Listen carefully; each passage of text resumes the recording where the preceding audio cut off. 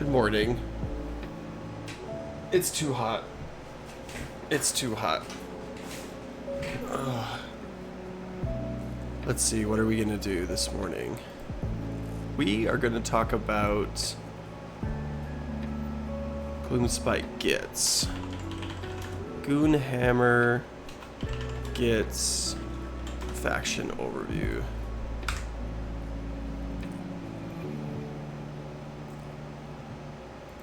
Because we haven't done this yet.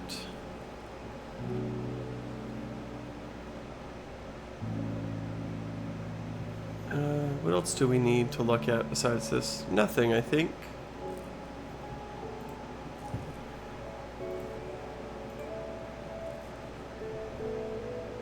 How are you doing this morning? I guess maybe it's not morning where you are. How do my levels sound? Do I sound okay compared to the music and everything? I should be good.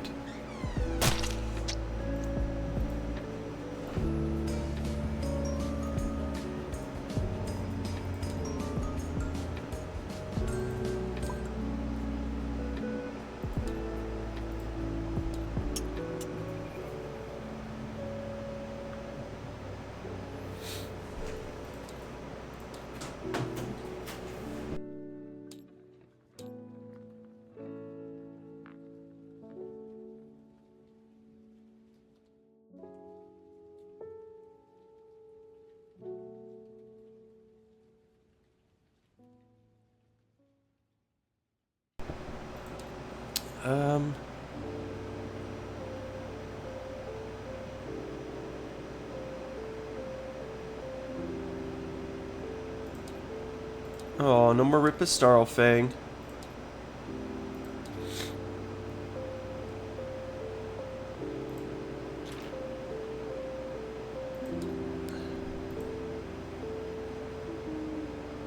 Oh, TTS, man.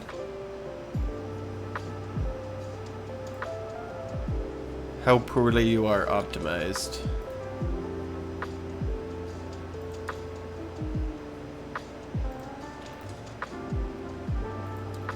Is Grinkrat the Great even still in the game? I don't think so. Whatever, we'll just throw everything I have out.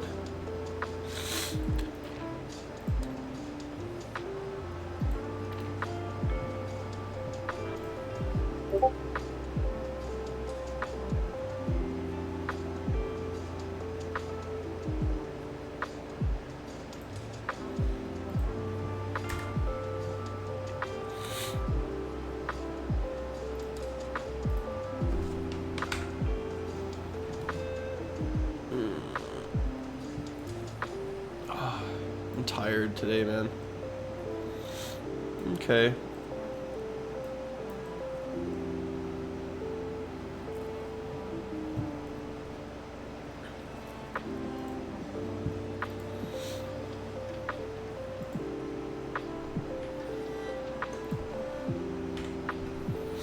What was I calling these videos again?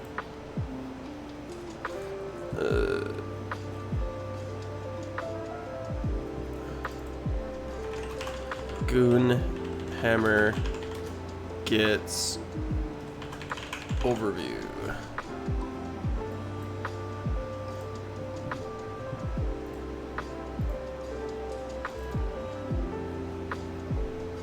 Should we do more trolls, but different trolls this time? This troll is a different troll. With black writing. Art by Kukri? Kukri. It's probably in a language that's not familiar to me.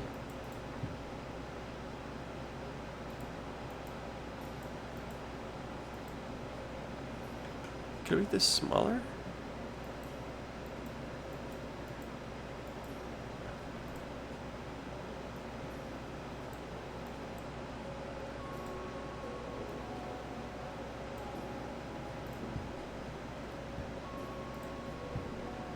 See how this looks.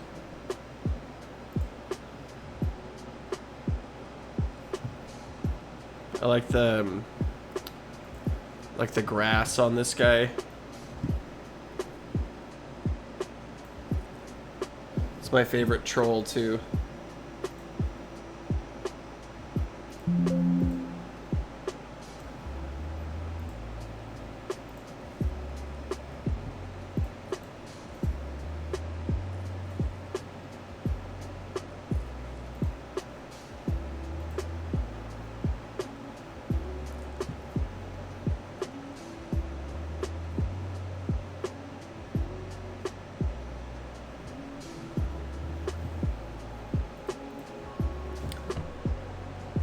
This is a test. This is just a test. So that's what it is a test. Okay, I want to see how loud that is. This is a test. This is just a test. So that's what it is a test. That's fine. Oh, my music though. Having a hard time this morning, guys. See, now our music's way too high.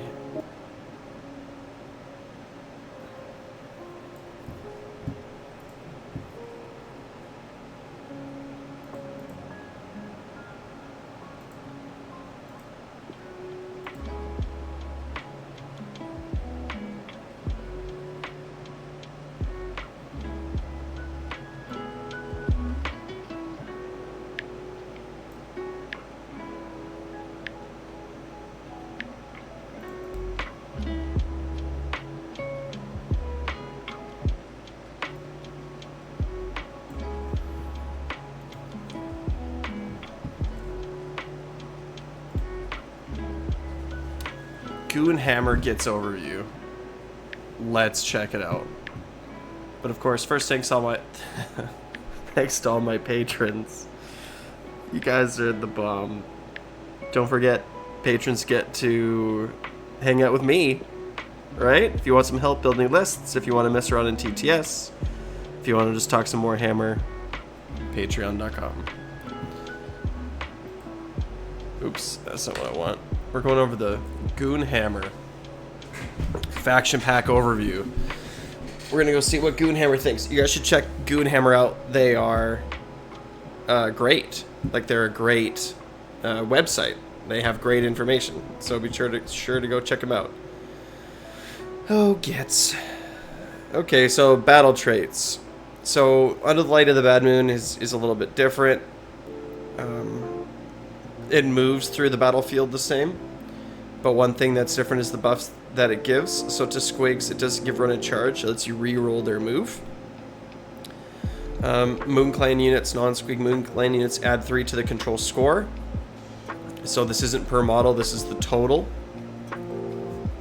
Trogs still get +1 save, and Spiders still do mortals on 5s. So the Squig one got worse. The Moon Clan one got worse because it used to be rallies on 4-ups, right? So rally's different now.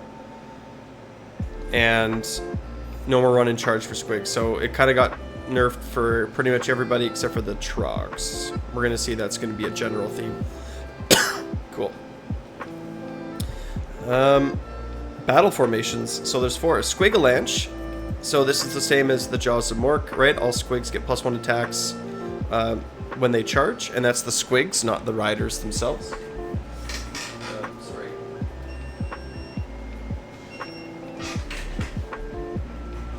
Moon Clan Scrap. Now here's what I'm not really sure how I feel about. At the end of each of your turns, you can pick 3 non-Squig Moon Clan units that are in combat. So it's like, I think it's essentially going to be primarily Stabas. You get to pile in with them, so you get to move an additional 3 inches, and then 2-up D3 mortals. And I don't know how powerful that extra little pile in is going to be. Like, moving in this game, generally, is always really strong, but they're Stabas. So I think that this sub-faction really just lives and dies on if taking like tons of Stabas and Shootas. But Shootas in combat aren't good, right? So they want to be Stabas. I don't know what else this could be. Maybe this is going to be Fanatics as well. But, yeah, they just get to sort of pile in. So if you have, like, I mean, 3 times 2 up D3 is not nothing. Right? 0 plus 2 plus 3 divided by 3. 1.67. Mortal wounds on average. So it's like 4, almost 5. It's here at the end in the thing. It says if you don't have any Squigs, Trogs, or Spider Fang units, that's the only one you're taking. It's like correct, but why would you not have Squigs and all those other things? So the spider one, when a Skitterstrand or Ragnarok uses the Realm Web Lurker, another Spider Fang unit can also use this ability, and then they get to teleport in with them when they come in. So it's like you get to Deep Strike another unit of spiders. But, like, who cares? Right? So, like, I guess theoretically you could do, like, 2 Skitterstrands and then put 2 other units with it, but the Skitterstrand might be the only one that's actually worth playing. So I don't know how powerful this is. Spiders are not, like, GW's making the spider rules bad, right? That's kind of how this game works. And then for Trog Herd, they heal D3 after they fight. So this is really strong. The Trog Herd one is strong, and the Squigalanche one is strong. Both are really good.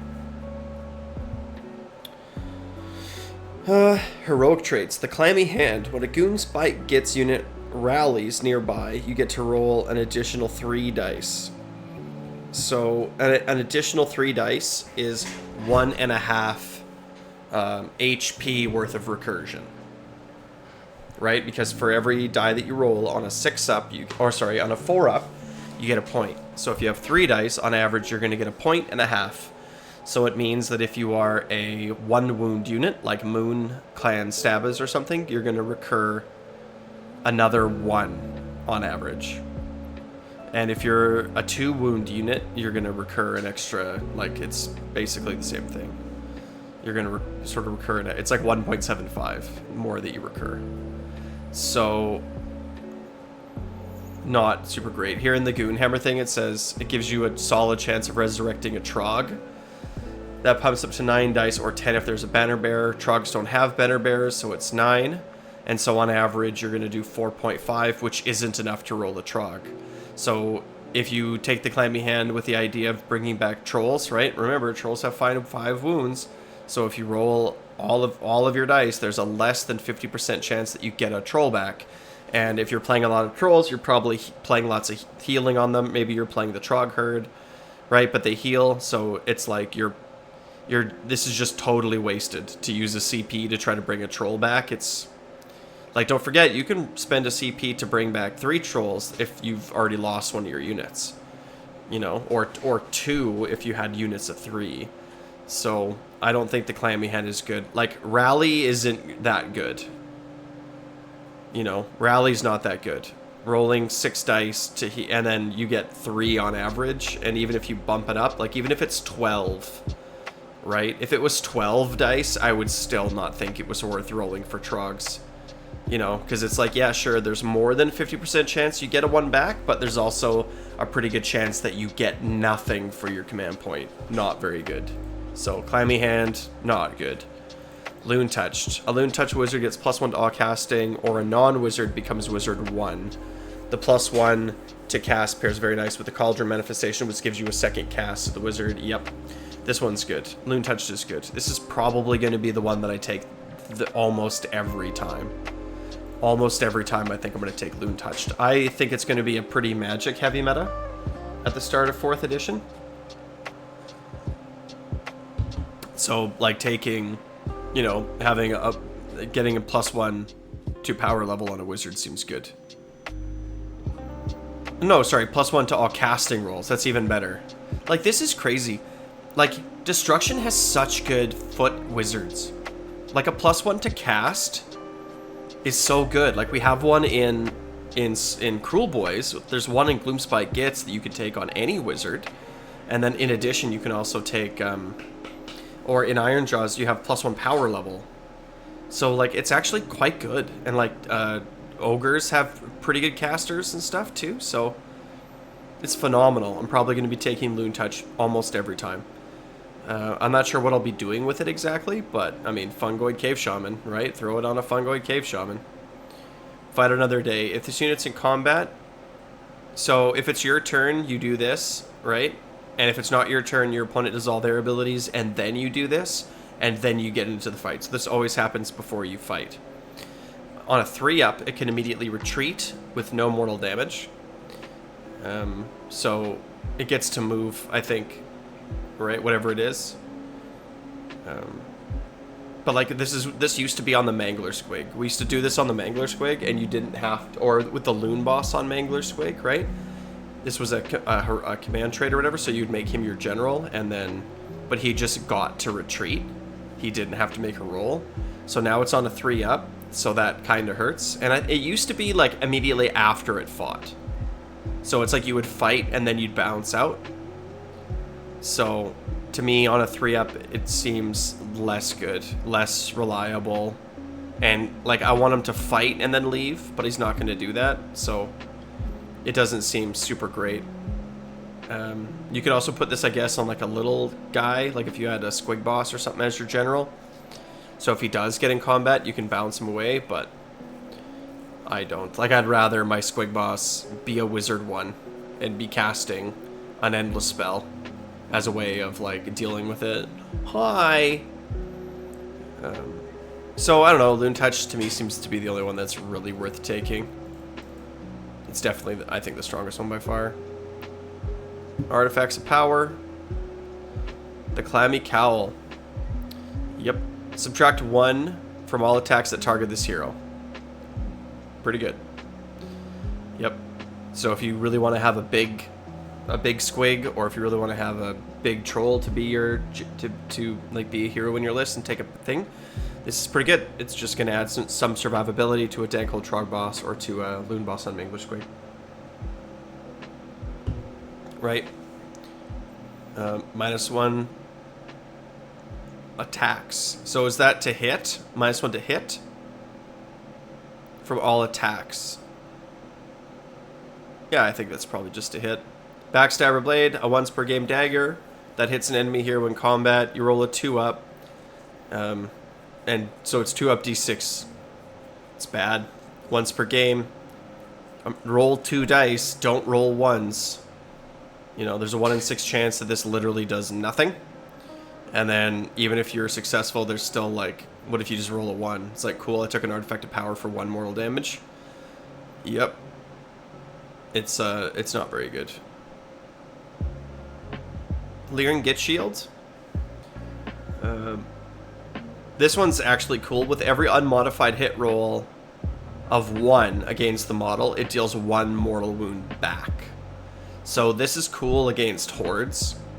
And it's probably, again, going on either like a Loon Boss on Mangler Squig or a Trog Boss.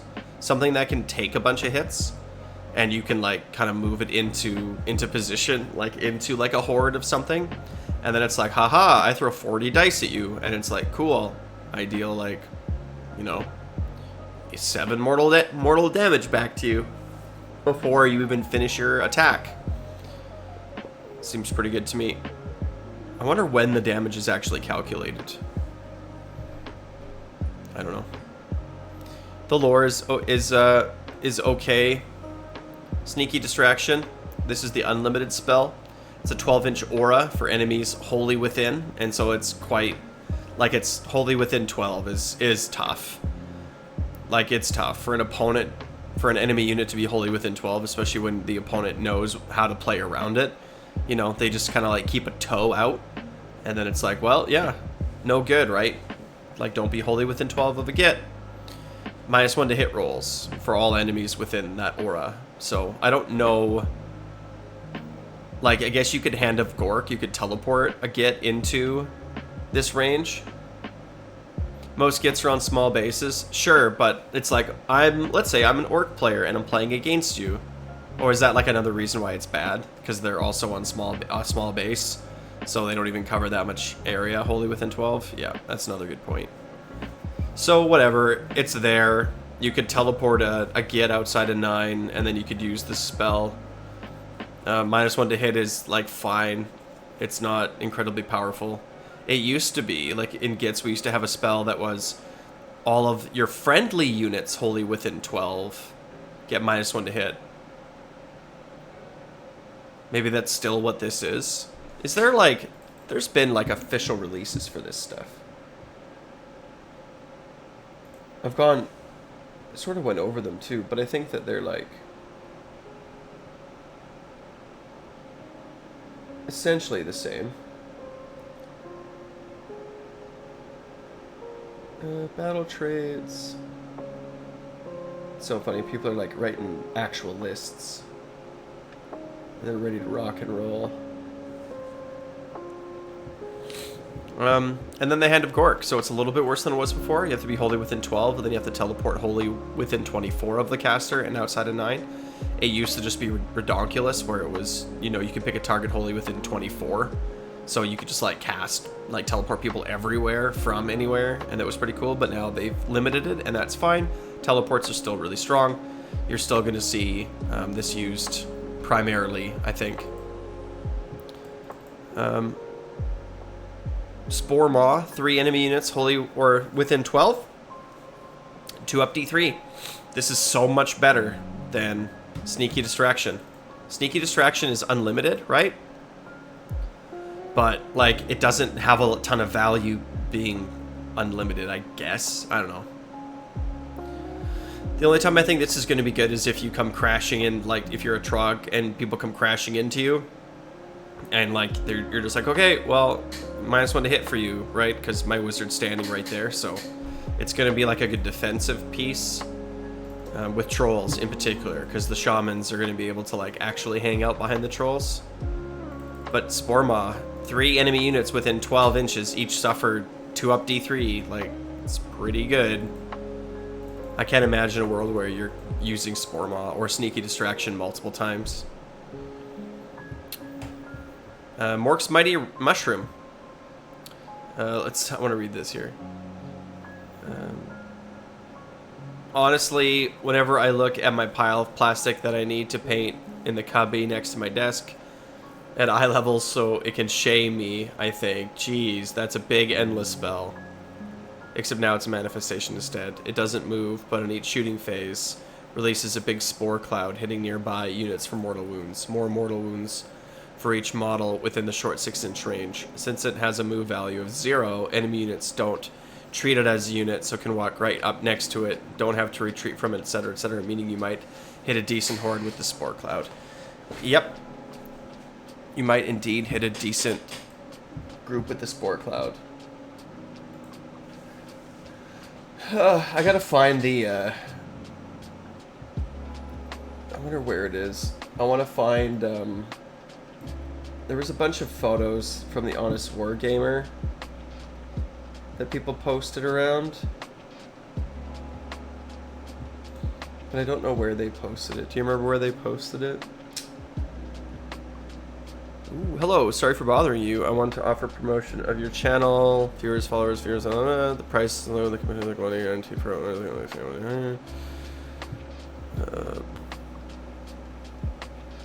oh, thank you, you're a lifesaver. Yeah, we're talking gits, but we can talk like whatever. How do I...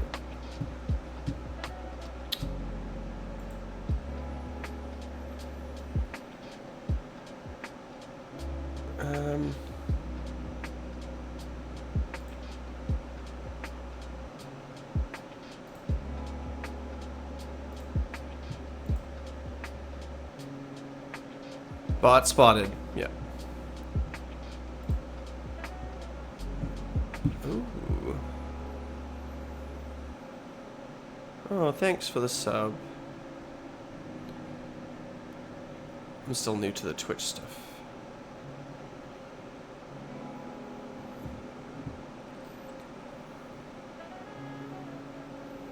I mean, I blocked the bot. Is there like another thing I can do to them besides Like, can you kick bots out?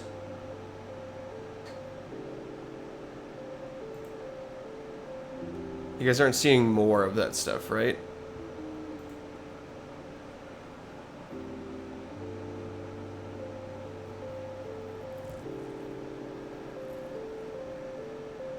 Oh, there we go. Okay. I did it. Yes. Manifestation lore. Okay, so that's just the summoning of them.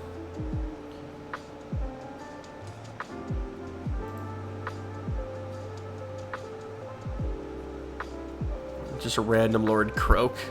Just a random Lord Croak.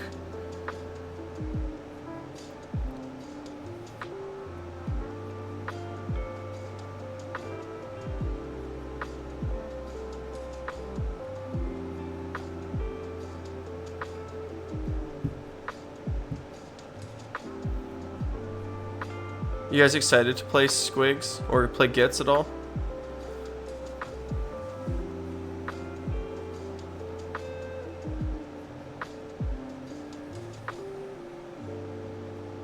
Okay.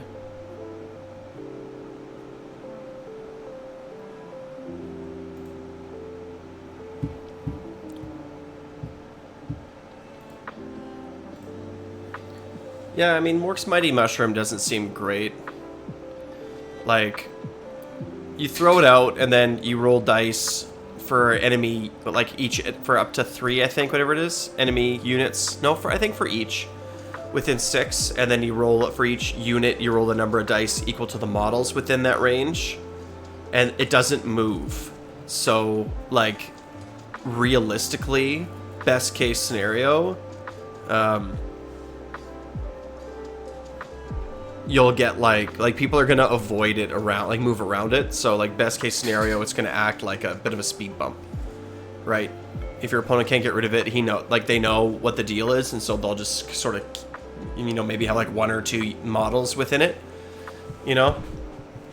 With terrains now, it could be annoying to place the endless ball strategically, right? So you just put it in a choke point, and you're like, if you come through here, it's gonna blow up on you or whatever. Yeah. Yep, I think that's primarily how it's going to be placed. You just kind of throw it in a spot that is going to be annoying for your opponent, and then if they get rid of it, whatever, and if they don't. But I think, to be honest, I think of the 3 endless spells, it's probably the last one that you pick.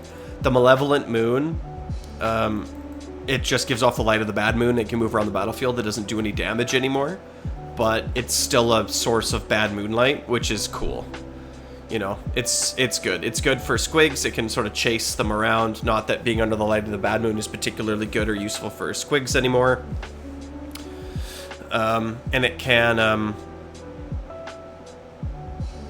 yeah, it can, like, it's good for Trog castles. You know, it's like the light of the bad moon is just going to be like right beside you the whole time, because Scragrot no longer has his light of the bad moon. Scuttletide, it's a quick little thing and a very wide base to boot, with an 8-inch move and 8 attacks with crit mortals in combat. It gains a 4-up ward while wholly within 12 inches of an Arachnarok spider, which is never going to happen, right? It's a big base, and the big base is good. I can't imagine how manifestations will impact armies who got a lore of them with their army. I mean, like, basically, like, I think we're all going to get them eventually. You know, I think we're all going to get whatever. Rogue Idol better be our terrain feature in Greenskins, I'm telling you guys.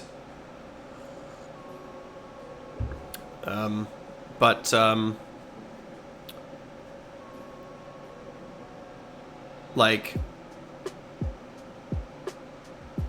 I hope that armies take their own. You know, like, I think Gits will probably take their own if you're playing Trolls.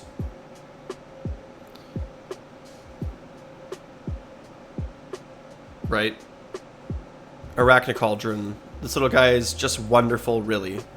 The model is the best of the bunch, and also is giving a friendly wizard within 1 inch +1 to his power level in your hero phase until the next turn. So it's an additional cast and an additional dispel. And if you've given your wizard +1 to cast, you're just a +1 to cast wizard. That's really strong. Yeah.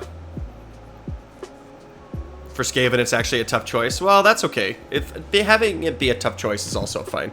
It would just suck if your lore was really bad, like your manifestation lore for your faction was really bad, and then you were like, well, like I never take it or whatever, right? Well, you can probably play both, right? Like you'll experiment with both. But Arachnid Cauldron is good. Scuttletide is good. It's got a big base, and it does damage, right? 8 attacks, crit mortals, so it'll be doing a few mortal wounds, right?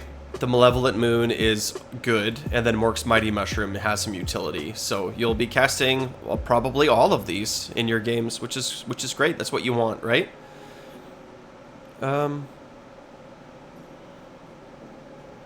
and I mean, that's it for them. Goonhammer seems to like them. So, like, I don't know. Like, I think the Gits are looking pretty good. I don't really have any complaints or beef about them. Like, subscribe. Wow. And now I want to... Manifestations do have to charge. Well, like, manifestations have ones that move and they have ones that don't. So, in your hero phase, you cast them. And then I don't think they can't move the same turn they were set up. So you cast them, they go out there, and then whatever, that's probably all that they do. And then on your next turn, they move and charge. If they're predatory. If they're not predatory, they're not called predatory anymore, but then they just sit there. So I'm still in my head kind of thinking about, well, the difference between manifestations that you want to throw at your opponent, like Jaws, for example, versus manifestations that you want to just put in place and your opponent doesn't want to move into them, like Shackles, for example. Or in this case, the difference between, like, if I cast Arachnid Cauldron, I'm gonna get the benefit of it immediately.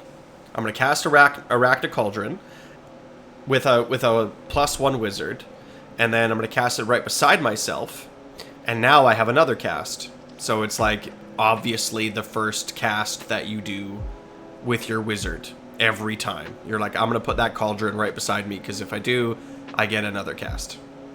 So that sounds great, right? Scuttletide is gonna be like, I put it out in front of me, of my units, and it's gonna act like a buffer, and I need to make sure it's far enough forward or whatever so that I'm not stepping on it as I move, right? But it's gonna be like if you're playing trolls or something, you can just throw a Scuttletide just sort of beside you out on a flank, and it means that your opponent has to either unbind it, right? Has to banish it, and if they don't do either of those things, if they don't spend their time and their resources trying to get rid of it, then they're gonna have to move into it, and they're gonna have to waste some of their damage and movement, etc., killing this manifestation. Manifestations are gonna be everywhere. Like, I guarantee that if you were to go and play 5 random people in your local gaming group or community or whatever, that at least 2 of them are just going to be casting all of their manifestations all the time. Like, manifestations are going to be running around like crazy, especially in the first few months of the season, right? This is what Leonard and I were talking a little bit about yesterday, but I think that that's going to be the case. Some people are going to, like, take a pass on it or whatever, right? But I think that most armies are going to be running like 3-4 casts. Right? So if you have any kind of, like, counterplay, like +1 or whatever, that's the way to do it.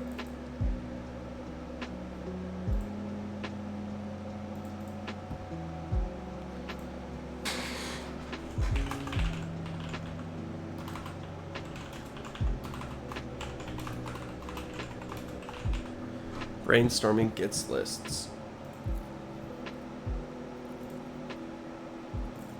Can we do another troll by that guy? Let's get a little wizard in there, shall we, actually?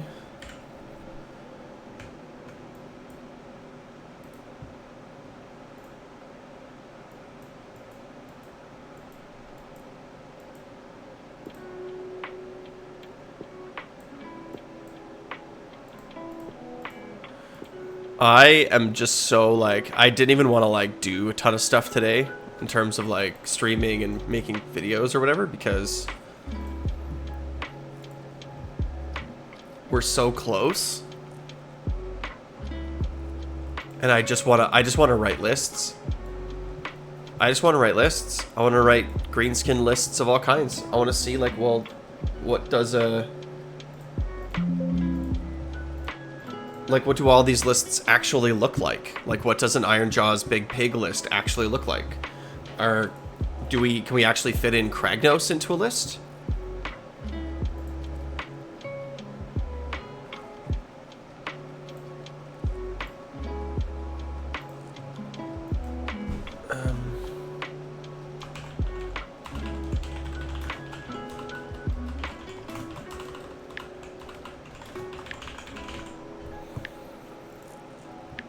It's gonna be crazy. I want to review like I want to watch some battle reports and comment on them.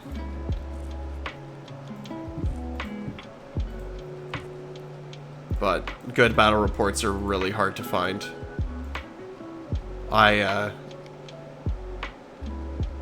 There's not really any battle reports online that I really enjoy. To be honest, I think Craggy will go with Big Pigs. You like what they do with manifestations? Yeah. I like what they did with manifestations too. We'll see how oppressive it is in the game. Like, here's a question. Do you think that you should be able to play no wizards in Age of Sigmar and not have it be a big deal? Like, is playing no wizards and no priests, should that be a viable way to play Age of Sigmar? Because I think if your answer, because I think you're gonna have to deal with manifestations. Like, there's no way, like, you lose this game, I think, if you can't banish. I think if you have like one banish or no banishes in your army every turn, it's suicide. It's just suicide. Right?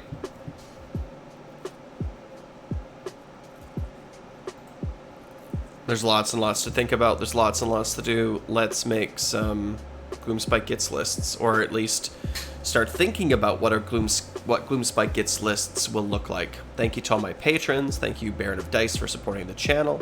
Thank you, Iberian, for providing some pretty sick art. Don't forget, patrons, you guys hit me up in 4th. We'll write lists, deploy in TTS, all that good stuff. You can fight manifestations. I know, you can fight them, but it's going to feel bad. It's going to feel really bad. They all have HP now. Well, it's like, for example, can you play the game without cavalry? Can you play the game without monsters? Can you play the game without priests? Right? Like, can you play the game without, like, foot heroes? Like, yes. Can you play the game without banishments? No. Like, no, you can't. Okay.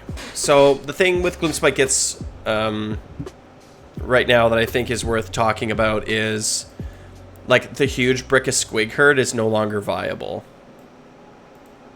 Right? The huge Brick of Squigs is no longer viable. It's just not going to work. You can't flood the board with 72 Squigs anymore. It just doesn't work. Bounders are still good. And the hero that goes with Bounders is also good. This guy right here. Loon Boss on Mangler Squig.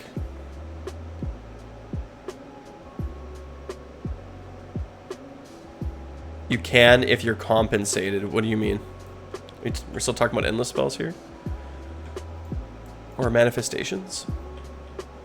So this, like, as a squad is still, like, this is a viable way to play Squigs. Bounders are still good. We did some damage analyses, and they still slap even if they fall over themselves.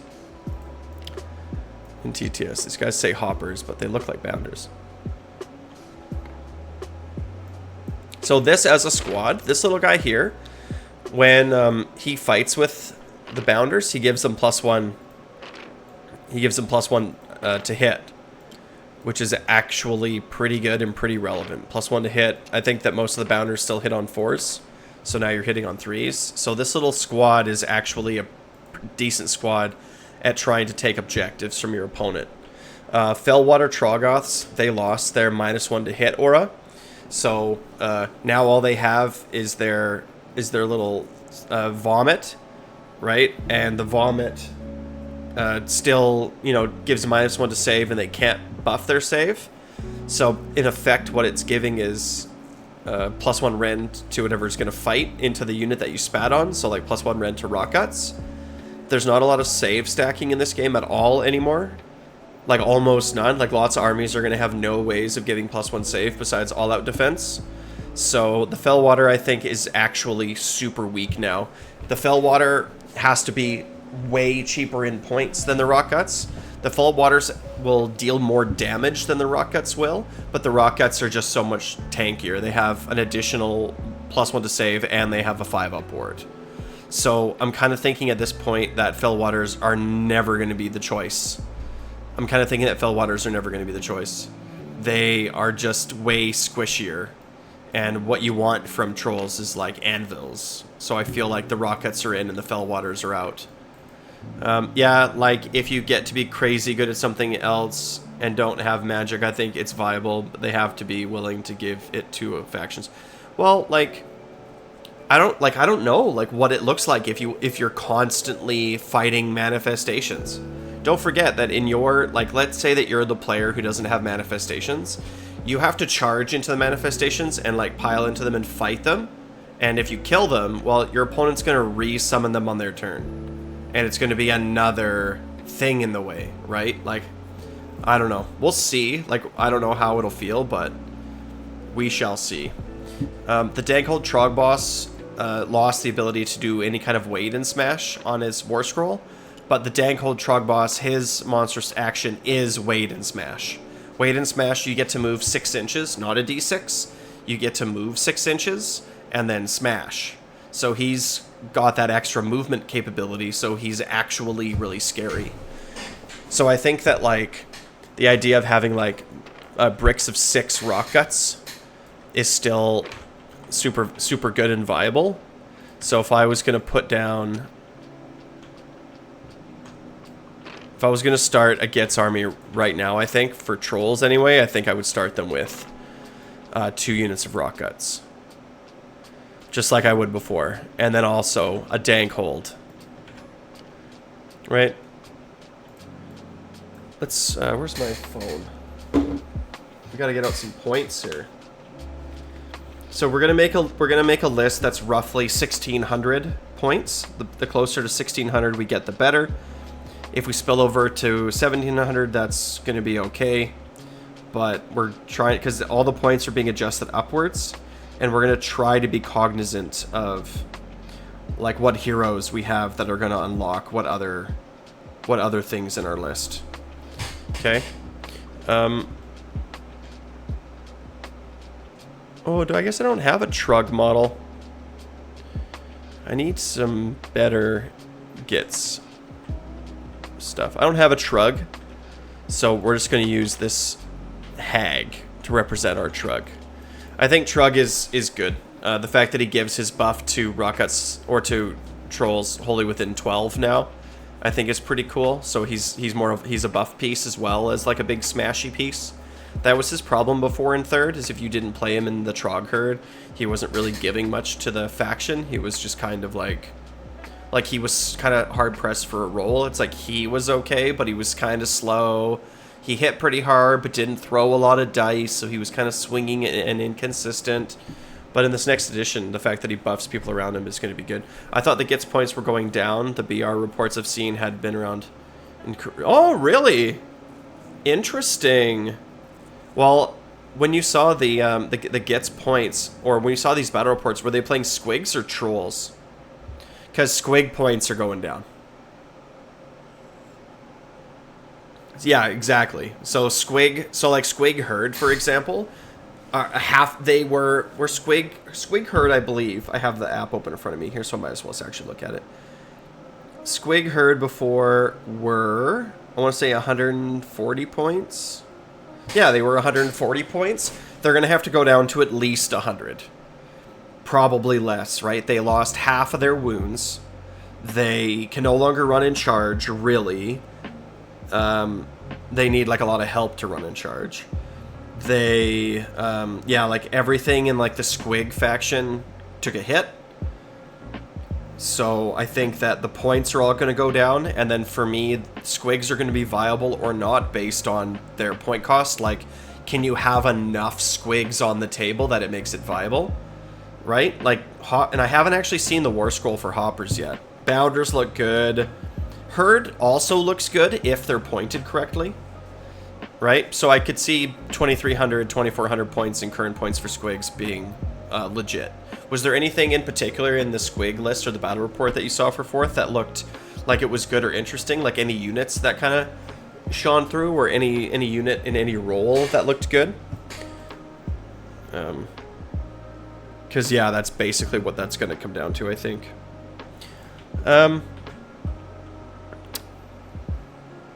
Web Spinner Shaman.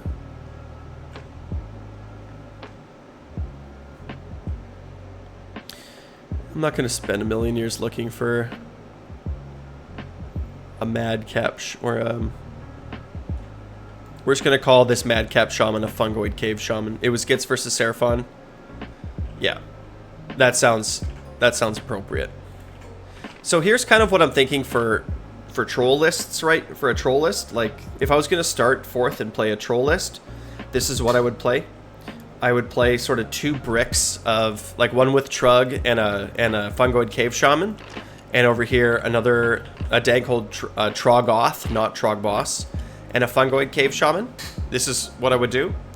And then for the... Did I close it all down? I hope not. I did. Ugh.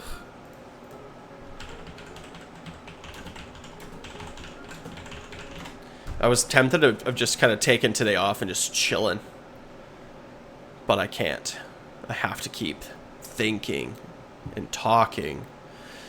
Yeah, so I take Loon Touched on one of the Shamans. Right, just give him +1 to cast. And then I'm going to take... I don't even know. There's no good artifacts of power that I want to take. The thing with the Gitz right now is that I don't really want to take a Trog Boss. Right? I don't want to take a Trog Boss because I feel like Trug is just going to be better. The Trog Boss lost weight in Smash, and his new monstrous action is like... I can't remember. It was something that he had before, but I didn't feel like it was super strong. So... I don't really know what... Like, to me, right now, the artifacts of power, none of them look good because they all look like they want to go on either, like, a Trog Boss or on a Mangler Squig, Loon Boss on Mangler Squig, right? So it's like, subtract 1 from all attacks that target the hero. That's good on something big and meaty. Backstabber Blade doesn't look good at all, and Leering Get Shield again looks like it goes on something that's big and meaty. That's also good. Trug can't take it.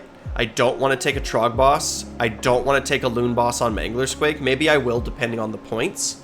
Right? Maybe he'll be costed cheaply enough that I'll be like, okay, like, even if he sort of dies, like, you know, even if the retreat isn't super great or whatever, you know, like, maybe I'll still want to take him and he'll just be annoying. Or maybe a Colossal Squig will be pointed cheaply enough, and I can take the one where if you roll 1s to hit him that he bounces mortal wounds back. Like, those all seem fine and dandy. But for trolls right now, like, there's no artifact of power that I want to take. So, like, who cares?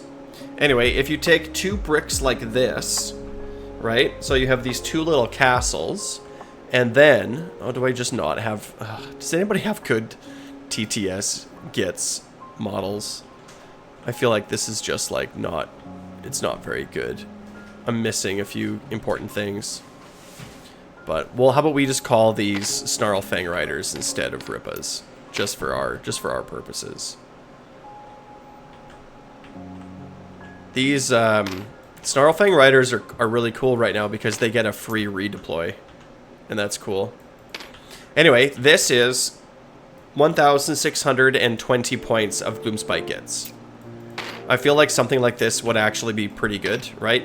I think that with trolls this season, you're definitely going to need 2 flankers, right? Because you're going to be looking to capture, take the flanks or take the flanks. So a free redeploy on the Snarlfang is going to be actually pretty good at that. right? Like you can sort of free redeploy into onto your opponent's side of the table and create a screen, right? That's really strong. Take what's theirs, or take their land, or whatever it's called, where you have to be within 3 of a terrain piece outside of enemy territory. Snarlfang Riders are going to be good at doing that too, right? Just like redeploying within range. The only problem with Snarlfang Riders is that you can only use one of the free redeploys per turn. So if you do bring 2 of them, you're not, you know, getting the total value. But we'll see based on points. But I think that if this is the little brick that you want to take, the next thing that you need are 2 fast flankers. So those could be Boingrot Bounders, those could be Spider Riders, those could be Squigs. Like maybe Herd are actually going to be pretty decent at this, right? They're not going to be good at taking objectives at all. Or maybe instead it's like you take a really cheap flank on one side, like maybe you take Spider Riders or Herd on one side, and then you take like this, like a squad of Boingrot Bounders over here. Or maybe it's Hoppers, because I haven't seen them yet, but points are going to dictate this. But if you wanted to take a brick, something like this in the middle, I don't think that the points of these things is going to change too significantly, right? But if you wanted to do like a rock gut castle on 2 fronts, I think this is how you do it. What do you guys think? I'm thinking if you want to take 2 big trolls, it's Trug and it's the Dankhold, right? Trug is obviously super great at buffing his friends, and the Dankhold has Wade and Smash, and Wade and Smash is such a good ability. And then you take the 2 little cheapest wizards that you can find, you give 1+1 to cast, and then all that you are missing with your points is flanks, right? To me, this kind of a list to me seems pretty self-evident. It seems like this is the way that you would play, like this style of trolls, right? By the way, how are my levels? Is my music too loud or anything? Do I sound okay? I hope I sound okay. I hope everything's sounding good. Thanks for the first time chat, Pesky Zest. Makes sense. I wonder which hero will unlock the wolves and their regiment. Right, so that was going to be my next sort of question. I think that if you take Trug's going to be a War Master, and he has to be your general. I think he's going to unlock Dankholds, and I think he's going to unlock Rock Guts. And so the regiment... So, like, sorry. Is there 4 units total in a regiment and 5 in the general's regiment? Or is it 3 total and 4 for the general? I can't remember. Does the general's regiment have 5 units in it, including himself? Or is it 4? Including himself. 3 total, 4 in general. So it's 4 total in the general's regiment. General 4 other units. X plus 4. So it's so in the general's regiment there's 5 units. And in the non-general's regiments there's 4 units. 5 in the general's regiment. Okay. 4, right. Awesome, thank you. So if you take Trug is a War Master, right? So it's Trug and then 1, 2, 3, 4. Well, probably something like this. Maybe Trug won't unlock these little guys. And then, yeah, you're probably looking at 3 drops. And hopefully you can do whatever your flankers are. You can do something like this. Right? Hopefully you can do something like this. Or if it was going to be this, it would be something like you would take him and his dudes or something. Right? Like the regiments would look something like this. For Honor Guard, you're gonna take, because your Trug is your Honor Guard, you're gonna take a unit of Rock Guts and you're gonna probably make them Bodyguard. If you wanted to like be super defensive, and if you didn't want to be super defensive, you could pick either one of your units of Rock Guts and give them like that +1 to hit, +1 to wound against an enemy or against enemies in your general's regiment. But I feel like Bodyguard might be the best one the more and more that I think about it, because it's like a counter to the other one. So for example, if my opponent is like, oh, I have +1 to hit and +1 to wound against units in my enemies. Oh no, I just closed Steam. Then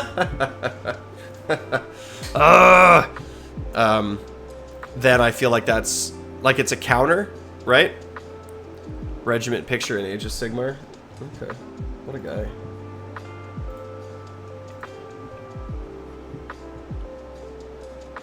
Yeah, just leave Discord. Right, okay. Each regiment has 1 hero and 0 to 3 non-hero units. 0 to 4 if heroes in general. Some heroes units allow the addition of extra heroes to the regiment. Right. So I think it's going to be like, yeah. If you're looking for TTS models... Uthuan? Oh yeah. I'll have to check that out after I'm done this. Because I get distracted so easily. So, like, what's our prediction for what hero... You know what? Hold on one sec. Like, subscribe, why?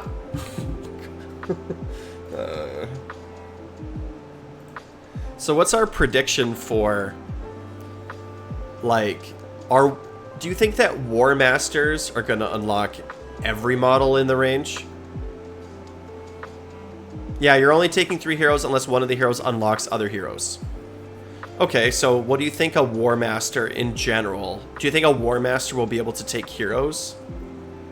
You think they'll unlock 1 additional hero? And then any keyword? So like for example, Scragrot can take like fungoid cave shamans, and then any non-hero unit. Is Trug a War Master? That's kind of what you're saying, Leonard, right?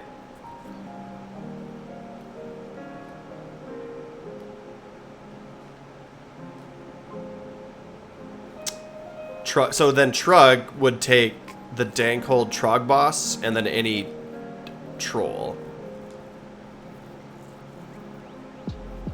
Oh, you think it'll be like, not just he unlocks Moon Clan, but it'll say he can bring like 1 hero. Is that just like a total guess? Or have you seen something that would indicate that? In a lot of ways, I'm afraid that this new system is actually going to be more restrictive. From things I've seen leaked in Halo. Okay. This seems the way it'll be done. I mean, I guess it prevents hero spam. It prevents what I'm trying to do in Cruelboys, where it's like, oh, I have a +1 caster, taking 4 of those. Right? Because like if Gobsprak unlocks Swamp Kala Shamans, it's like, okay, Gobsprak 4 Swamp Kalas, let's go. Right? I'm 6 casts, 4 of them at +1. But you're saying he'll unlock 1 Swamp Kala Shaman. It's interesting. Right. Tyrant unlocks everything and 1. But the Tyrant, is the Tyrant a War Master?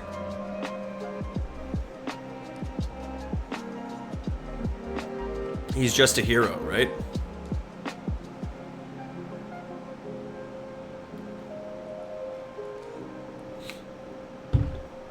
Right.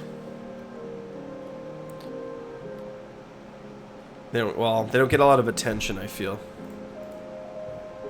Oops. Okay, I gotta search for this thing before I forget.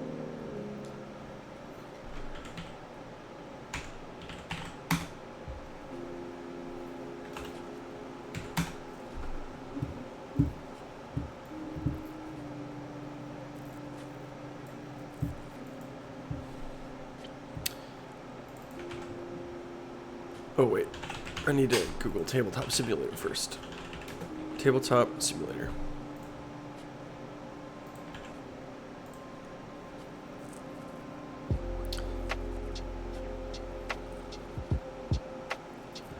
Oh, crazy. All the AOS minis.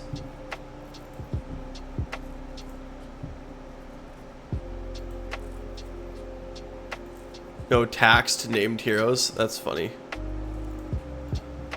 It feels like that sometimes too.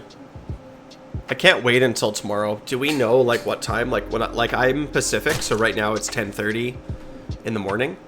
So when I wake up tomorrow morning, am I expecting to have like all of the points and everything that I need?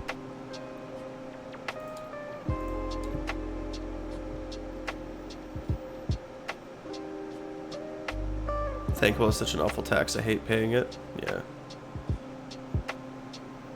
I hope so. I hope it's just ready in the morning.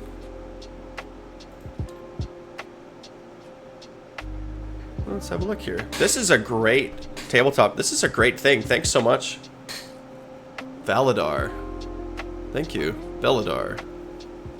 Because if I have them first thing in the morning, I don't know what it'll be. Yeah, 6 a.m. for me. So, you must be... hold on. You're 7 hours ahead? No, 9 hours ahead. So you're GMT +1. Which means you're like, what? Like Western European. So like... Oh, oui, t'es français, j'ai oublié. Malevoidia. Mais it's not a very French... DJ is not a very, like, it's not a French name. Not that Moss is a Canadian name, but... Okay, cool. Here's some Ironjawz. How do these things look? Oh, some bone splitters. Oh, hooray, just in time, everyone. Oh yeah, okay. It's got that new Mega Boss, it's pretty sick. Old Ard Boys. Some brutes looking pretty fly. Or is this just Orc War Clans? This isn't just... Cause it... Oh, that's a sick rogue idol. Way better than the one I have. That's cool. Cruel Boys all look the same. Oh, I don't have a Beast Killer, so that's pretty cool. I think I've got a Kragnos in mine. Some of these are out. Oh yeah, some actual pig models? Okay. Yeah, this is so much better than what I have.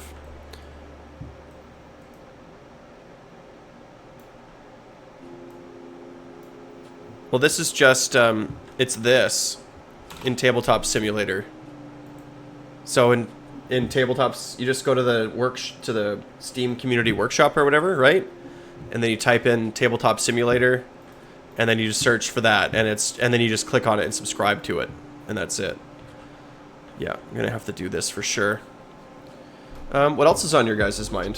What other things do you find interesting? What other stuff do you want to talk about? I'm done with what I wanted to do. I didn't really want to do all that much. Not the best of content, not gonna lie, but tomorrow's a new day.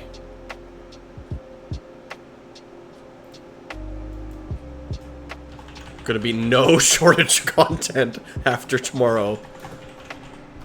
None. Ever again. I love having the summers off and all this stuff happens in the summer for this game. Can't wait. I'm so excited to build my Slaves to Darkness SKU list. Tell me more.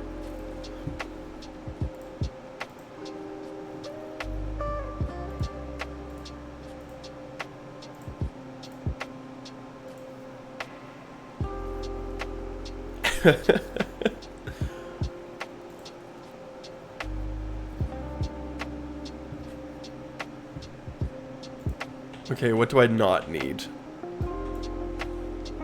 Don't need big stabbers. Don't need all these guys. Don't need all these guys and these guys.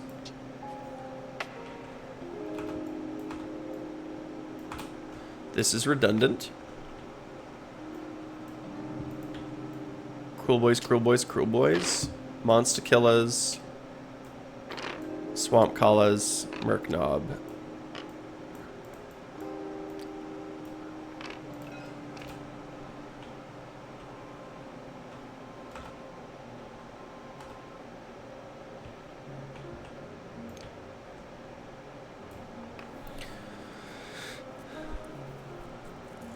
I think Cruel Boys are going to be sick.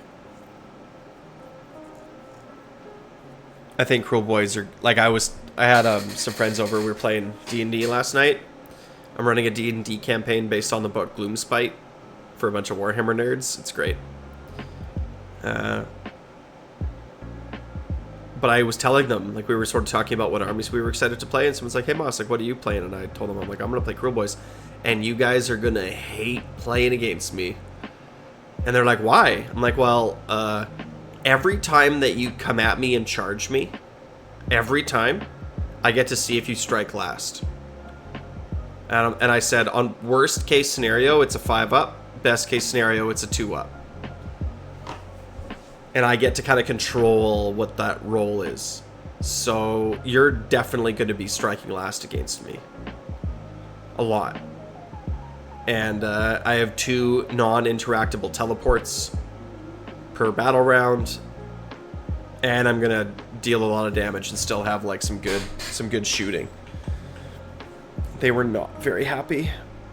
Well, they kind of laughed because I was at this point laughing maniacally, as a cruel one does.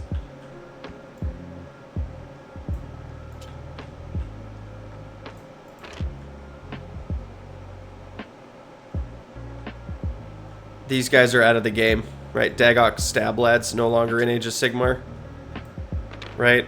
All these Underworld warbands are toast, right? Which is too bad.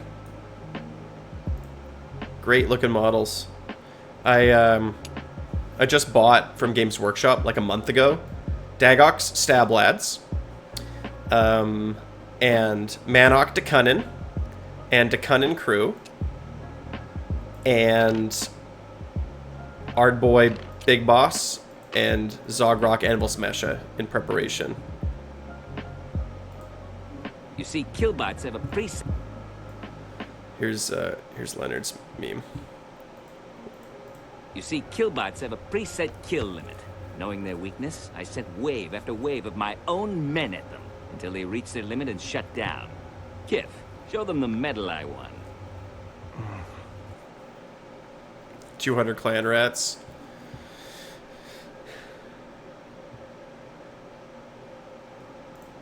So these guys are all out of the game. Sorry.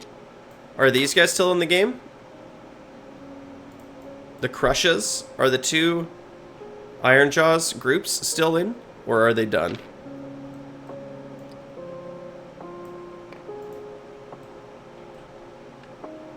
And I haven't seen Ragers. Well, are they Underworlds? Or are they...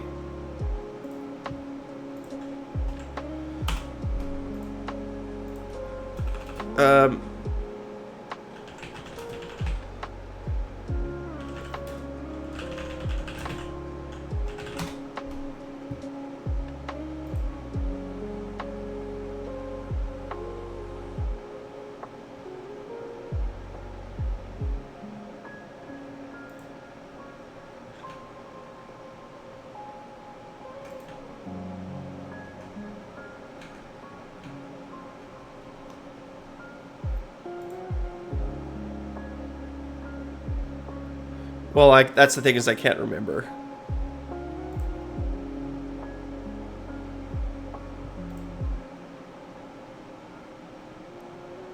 I want to see the units. Is it up here?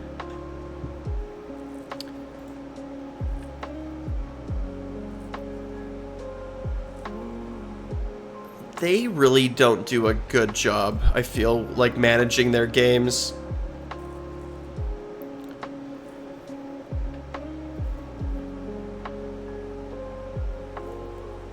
Like, they kind of have, like, full... Like, they have all these products, but then, like, they are weirdly integrated. Like, weirdly stepping on each other's toes.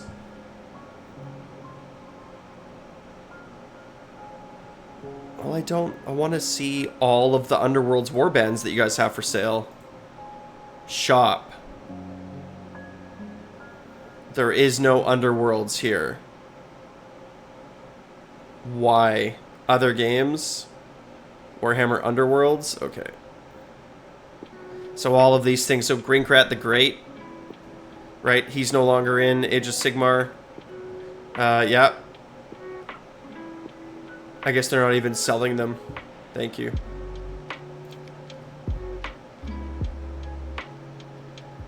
Right. So this is Underworld Warband. So Iron Skull Boys are not. Zarbag's Gits are out. Molog's Mobs are out. Rippa Snarlfang is out. So this is Morgoth's Crushes and Iron Skull Boys, so it's both of those Ironjaw ones. They're both out. Headcrack is Mad Mob, so we lose that one too. Dekunin Crew. Yeah. Graincrack's Loon Court, we lose all of those. They're all gone. So these guys are toast. Iron Skull Boys. Right, these guys are gone. This guy's toast. These guys are toast. And then we have our two, whatever, Cruel Boys. And then... Have we seen the, We've seen multiple Kragnos War Scrolls, right? We've seen them from Ogres. I think we've seen them from... Where else have we... We saw it from somewhere else, I thought. In Gitz, maybe? We saw Kragnos. Did, Were they different at all?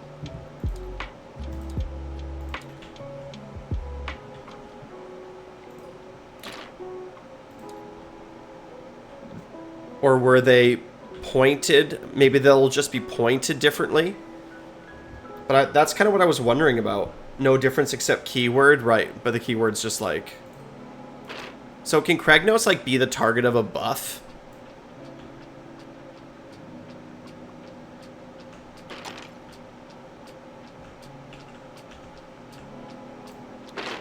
Right, because he's got the keyword now. Okay, gotta add a Kragnos. What else do I not have here? God, I want to play a kill boss so bad on Vulture. I've been waiting so long to play a kill boss on Vulture. I can't wait. Slippery Scumbag, I think, is going to be really good.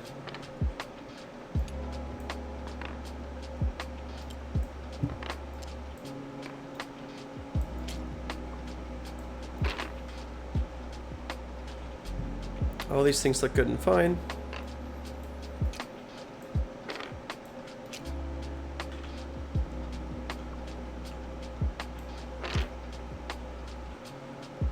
Okay, is there anything here that I'm really missing?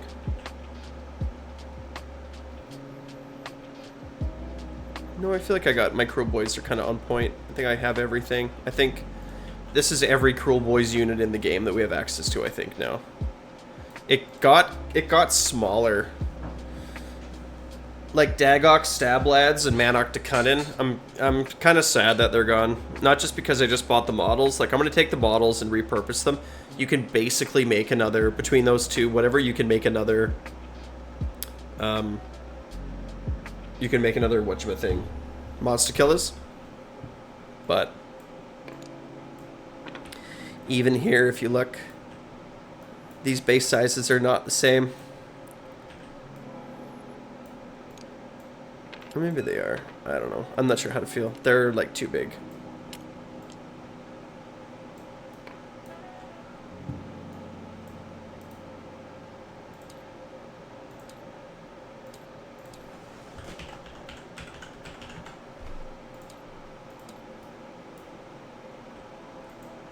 Hey, if anybody wants to jump into this TTS game right now, and you want to come save these orcs as whatever for your own sake, feel free. Make a shaman and a pot grot or boss with grot with Manok. Yeah, I mean, like he has to be a hero. Like he can't be a gut ripper, right? But like he'd make a fine kill boss. Shaman maybe. Like I have 3 shamans already, and I have 2 kill bosses already. So I'm probably gonna stick with those if I'm gonna use them. I like to just use the straight up GW models, so my opponents know exactly which models are which. Because I mostly have GW models for my orcs.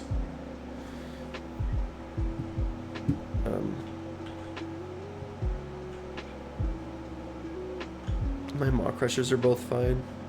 Oh, this whole thing is turned around, isn't it? Just for like the sake that everybody knows what's what, right?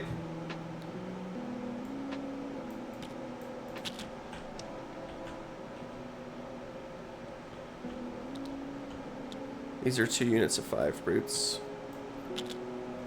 Probably don't need 2 units of 5. These brutes are always bugging out on me though. I think I want new brutes.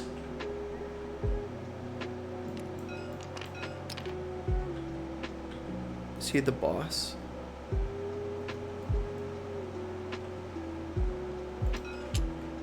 They're probably just the same brutes as here.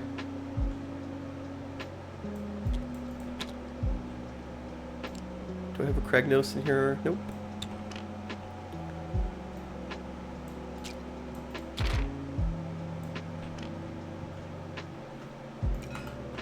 I got these guys already. Those are all fine. I have a Mega Boss already. Those are all fine.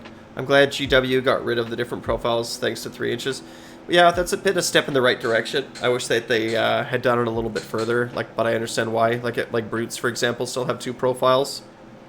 So, you know, I think they could have done it better, but I think it's fine.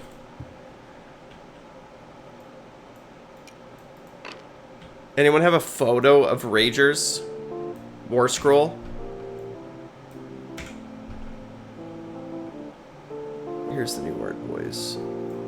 I think I need...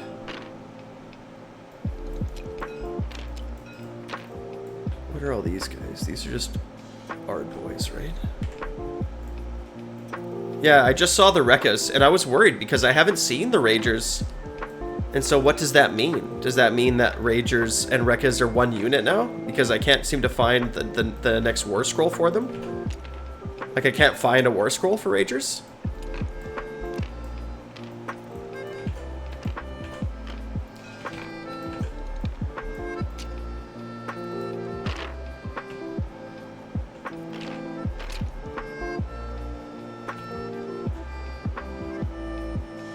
Has anyone seen new Gore-grunta's War Scroll?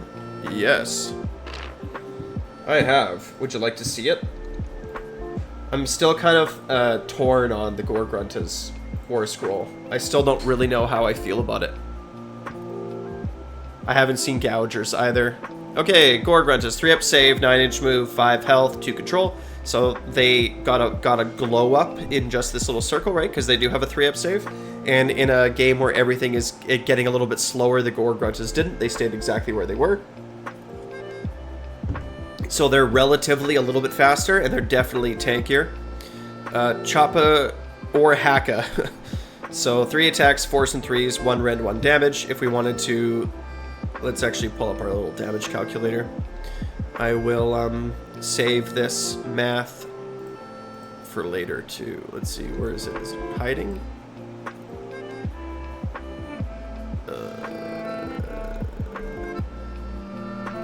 Dude, there it is. I'm so tired today. Up late last night, running a D&D game for some of my Warhammer friends. Ironjawz stats. Let's go down here. Okay, cool. So 3 attacks. So we have 3 models with 3 attacks. 4, 3, 1, 1. 4, 3, 1, 1. And then they have anti-cavalry plus 1 rend. So let's just leave that alone for now. Another profile, the actual pigs. 4 attacks, 4, 2, 0, 1. So it's 3 models, 4 attacks, 4, 4, 0, 1. Is that what I said? Nope, 4, 2, 0, 1. Pretty big to wound there. Okay, so... And then on the charge, what is it? Roll a d3 on a 2-up inflict amount of mortal damage to the target equal to the roll. And it's just once, right? It's like 2-up d3 charge. Okay, so if they have no buffs and no charges, like nothing like that, right? No buffs, no charges. This is the damage that they're dealing. So like 4.5. Against cavalry, it goes up a little bit.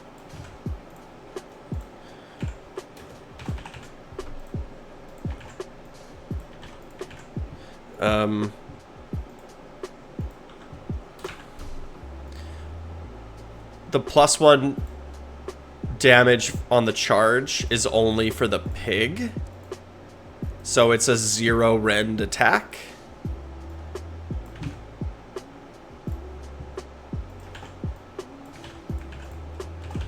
And then they still get a 2-up d3.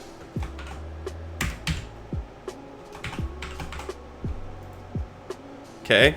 And then if they are on the charge into cavalry, which is their role, right, is to be counter cavalry. Charge versus cav, they deal this much damage. Kaboom, kaboom, kaboom. So, you know, 7.5 damage is not very high, right? It's not a super high amount of damage, right?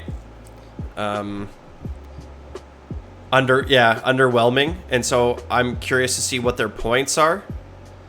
Like, you can definitely reinforce them, but they just, like, this 0 rend right here hurts the +1 damage significantly, right? You're gonna throw, you're gonna throw 12 dice and immediately cut it in half. Lord help you if you get like a -1 to hit or something. But you're gonna go to 6 dice immediately, and then from there you're gonna have 10 dice that you make your opponent make a save for. Your opponent has to make 10 saves against this 2 damage. And so if they have like some, like, and there's no rend, so they can all out defense, right? That's probably not super likely, but they like, they don't hit as hard as you would think, right? Versus cavalry on the charge, like, charging is going to give you another, like, you know, 4 damage charging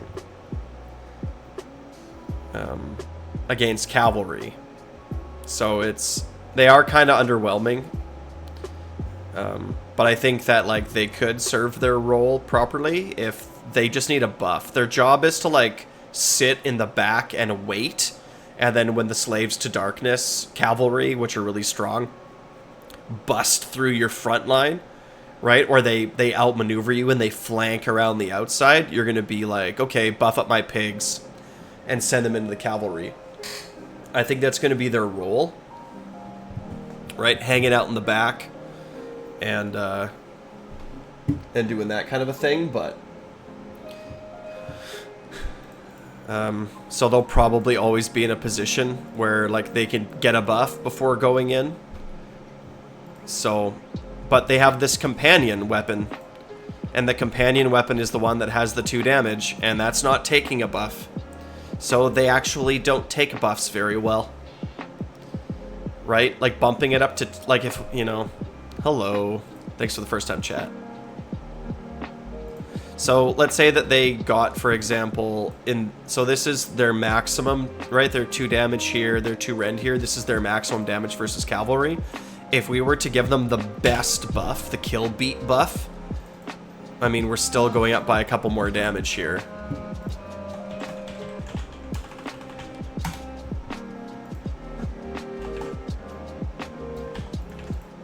But, you know, like, it's super underwhelming.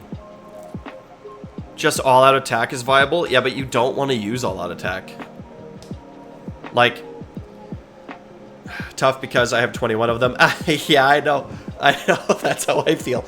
I maybe a month ago, I commissioned somebody to paint 18 of them for me. So, like, they're 3D printed ones or whatever. But I was like, well, I want to have enough that I could play a Bloodtooth list without, like, they're all just painted based, good to go.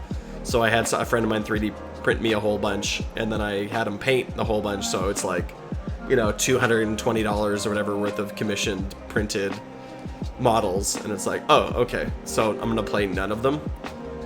Cool. They used to slap. Yeah. I have a feeling that we will keep them for some battle tactics. Could be, right? I think that, but they just don't hit very hard. Like, they're not even worth buffing. They're not even worth buffing. Like, I know that we get lots of attacks, right, in Ironjawz. So what if they got 1 additional attack? Does that suddenly make them like, does that, like, all right. If everything lines up perfectly, 2 MSUs for flanking, but why not big pigs? Like, we'll see what the points are, right? But, like, the big pigs right now are just so much better at it. They deal so, they just deal so much damage. Doesn't buff the big pigs, though? What doesn't buff the big pigs? Oh, yeah, nothing buffs the pigs. Like you're talking about the Gore-gruntas, like the companion attack. Well, they can be screens if they're cheap enough. Companions don't get the attacks. I think they do. They can screen and flank, but we're getting an FAQ for companions, I think, tomorrow. Because from what I understand now, the way that I understand companions now is that it does affect companions if it's not on a war scroll, and if it doesn't, if you have to, like, pick a target to use the ability. So if I pick a hero and the hero uses that ability, it doesn't affect companions. But if it's like all units in your army get +1 damage when they charge, if that's just in your thing, then it does. They don't get affected by the attack sequence buff if it's from a friendly unit. That's the wording in the book says that if it's from a friendly unit, they don't get the buff. But if it's not a friendly unit, like for example, if it's just the Ironjawz Wa, the friendly unit isn't affecting it, it's you, the player, that's affecting it, and then it does work. But again, we're getting an FAQ tomorrow to clarify this, because I don't understand how companion, like I'm not like super confident in my reading of this, and different people have different interpretations or whatever, and when I've been asking around lately, people are like, oh my god, wait for the FAQ. It's like, okay, I'm just gonna wait for the FAQ on Monday. I think that another sort of reading is that it doesn't affect companion weapons unless it explicitly says so. It has to explicitly say this affects either companions, or if you look at Gloomspike Gitz, for example, the Squigalanch sub-faction, right, the old Jaws of Mork one, it says explicitly add 1 to the attack characteristic of this profile, this profile, this profile, this profile. So it says explicitly this thing gets +1 attacks. The +1 attack on an 8 charge should buff the companions when we read it, but yeah, everyone around me is saying nothing buffed, so yeah, we'll see the FAQ tomorrow, but I agree with you. It's like a friendly unit isn't buffing it, it's just like a passive that's built into the entire army, right? And so that affects companions, but I think the wording is kind of dumb. I think it should the companion rules should say nothing affects companions unless explicitly stated. Nothing affects companions unless it explicitly says this affects companions. Or like this affects, like it'll say like, oh, this affects Grunta's tusks. Okay. But yeah, the Gore-gruntas are, yeah. Oh, and add 1 to the mortal damage inflicted, if any, if the target is a cavalry unit, so it's 1 more mortal wound. But this is like, it used to be like 1 mortal wound per, now it's not. I don't know.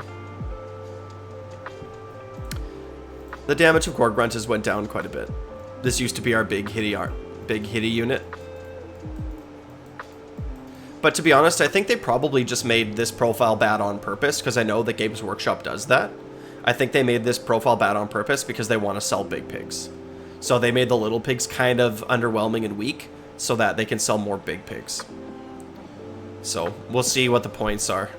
Because a screen, these guys make a pretty good screen on a 3-up save, right? And they, with their, like if they're in a unit of 6, they can still be in one row, and you can string them out like end to end, so they're quite far apart. Right, if there's 6 of them, it means that there's 5 gaps, so that's 2.5 inches, and then they're quite far. Like, you could cover a huge range with 6 of them. So, but overall, pretty underwhelming war scroll. Yeah. Yeah, everything's gonna need cavalry. Everything is gonna need, well, there's, like, if we actually look, anybody got a link to a list of all the battle tactics? I need to keep these things on hand better, but I'm sorry, I'm so bad. They were a bit too good. Well, they were the only thing that was good in Ironjawz. Right? It's like the Yard Boys weren't good. The Brutes were good, but slow. So. Gore-gruntas took the best buff, Violent Fury. Better than anything else. So. Let's see. Age of Sigmar, 4th, battle tactics. Oh. If GW try to remove Gore-gruntas, I'm gonna be pissed for BS and no Spearhead for Ironjawz. Yeah. Yeah. I hear you.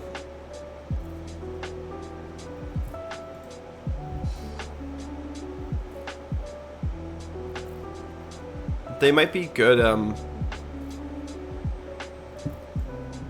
they might be good, like, bodyguards or something, honor guard.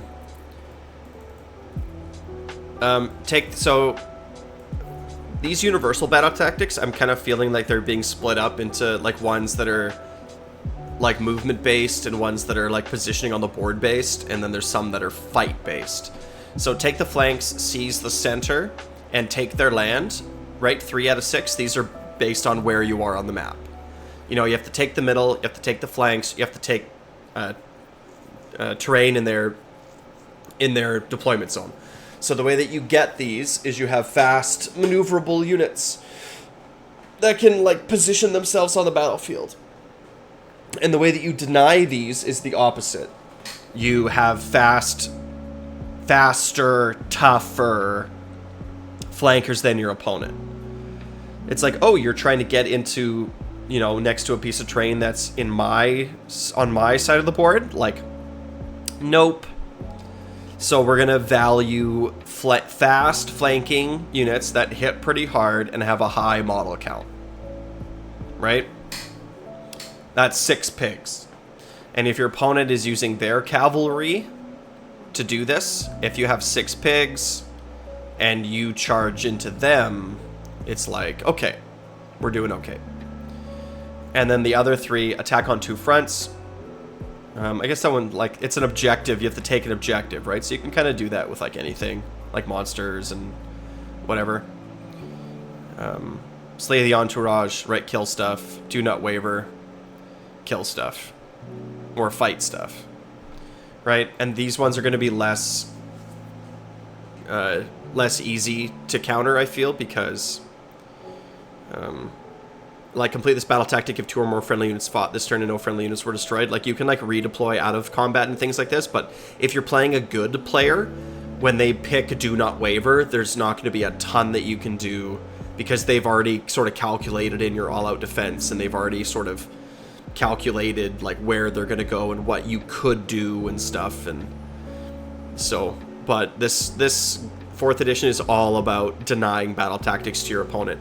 So all-out defense is only ever going to be used if you need to, like, keep a friendly unit alive, like slay the entourage, for example, right? Where you need that unit to stay alive and you think it's going to be close, so you're going to use all-out defense to try to keep that unit alive. That's the only time you're going to use all-out defense, right? If they pick attack on 2 fronts and they're coming into an objective that you control, and you know that if you can keep your units alive, that you'll maintain control of the objective, right? Like if they're coming in with 5 models and you have 10 and they're fighting first, it's like, okay, all-out defense. I need to make sure that only 4 of these models die in this initial onslaught. And if that's what happens, then I deny their battle tactic. That's the only... So when you're thinking about using command points, that's how you have to think about them. Destruction battle tactics where you start wholly inside your territory and end up wholly outside your territory would be hard to do without pigs. I think it's impossible. I don't think you do it. Right, you're talking about time to get stuck in. Pick 3 units not in combat that are wholly within friendly territory. Well, first of all, that's gonna depend on what we're doing, right? Like what battle plan you're on, right? Because some wholly within friendly territory is going to be easier than others.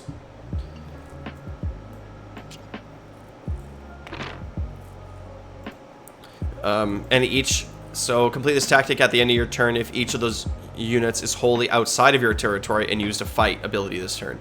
So they have to start wholly within and wholly without, and 3 of them have to fight. You're never doing this. Alpha strike armies. If you're an alpha strike army, this might be like turn 1, turn 2. Like, oops, all big pigs. Right? But most MSU Ragers too slow. Too much has to go right for you here, because if you, like, you pick, like, I don't know, this is MSU Ragers, maybe, probably not. Like, no one's doing this one. This time to get stuck in is going to be just like the time to get stuck in 3rd, where it's like, it's in the back of your mind, and every, like, 10 games, this will pop up as something that you can achieve. You know, like, it's like turn 4, turn 5, and a bunch of your stuff has died, But you do have 3 units, and they are wholly within your territory, and you are about to go on the offensive. But I think most of the time this won't happen. Which is okay, because the 6 universal battle tactic ones are all very achievable. Right? Like, these are all super achievable. It's just about what your opponent is going to do to try to deny them. Like, for example, which one am I thinking? This one. No friendly units were destroyed. Cool. Your opponent picks this in the hero phase, and then it's your turn to do stuff in the hero phase. You could cast a spell in their hero phase and try to weaken a unit. To try to kill one of their units. And then, in your shooting phase, you can shoot at that same unit that you cast a spell on, trying to kill them. And then you can spend 2 command points and countercharge at that weakened enemy unit in an attempt to kill that unit and deny their tactic. It's all about tactic denial. When you pick your tactic, you have to think, like, when you're picking your tactic, you have to be like, okay, these 3, these 2, this 1 tactic is achievable for me this turn. What command points do I have to spend to make it happen? And what command points can my opponent spend to deny my ability to make that happen? That's the calculation. And if you think, oh, well, all they would have to do is, like, countercharge me or do this or whatever, like, use these commands, and then they could get in and kill this unit and deny my tactic, don't pick that tactic. Right? It's like a tactic that's a little bit harder for you to achieve, but is significantly harder for your opponent to deny, is the tactic to pick. It's all about that this season, I think. So beat all your friends by playing the counter game. And you have to learn all these ones too, right? But every faction seems to have one that's relatively easy and one that's kind of hard. Like the counter approach, pick an enemy unit that is in combat and a friendly unit that is not in combat. You complete this battle tactic at the end of your turn if that unit was in combat with the enemy unit this turn and that unit was destroyed this turn. So pile in a 3rd thing and kill.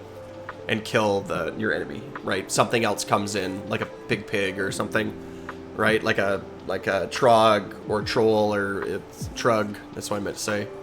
Or like Gobsprak or a Vulture, like a 3rd guy comes in and helps you finish off a unit. No problem. But your opponent's going to use all-out defense.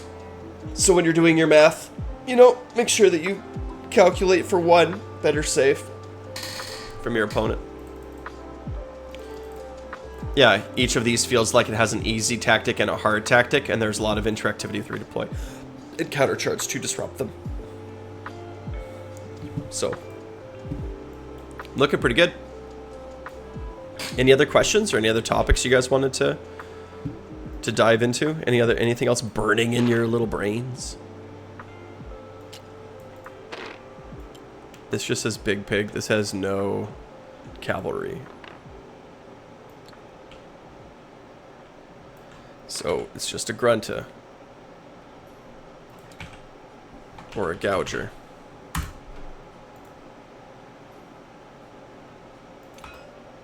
Still not a good model for a hacking crew.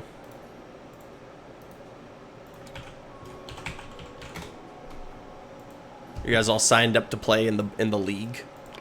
In my league? If you're not, you should check it out. Gonna have a good time. Oops. Oh, shoot. Here's that wonderful tabletop simulator. Undo.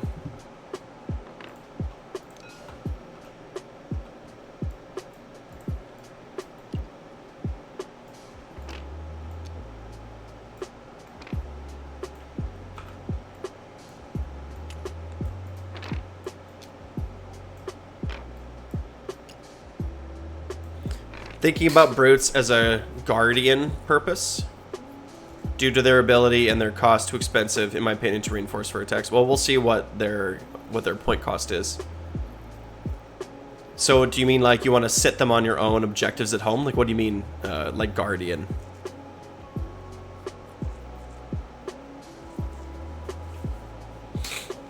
We'll see how expensive they are to reinforce. If they're cheap, if they're like 150, 160 points, like it's just brute spam all day. It's brutes, heroes, big pigs.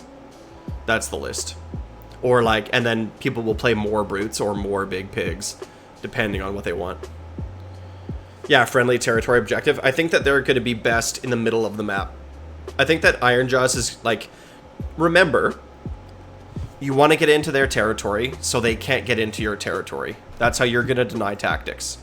Think about this way. If you can like if you can take the center and keep the center of the battlefield, if you can take the flanks and keep the flanks, like keep them pushed back on the flanks, if you can generally push them back into their territory, seize the center, take the flanks, take their land, are all turned off.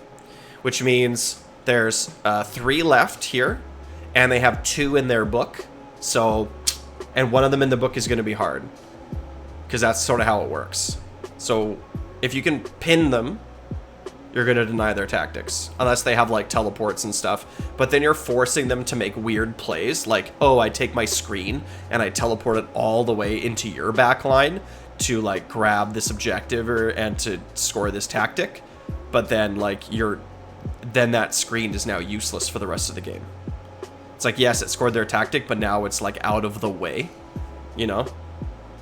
And you just kind of like are starting to table them with Ironjawz. So I think for like 5 brutes sitting, it depends on the map and your enemy too, right?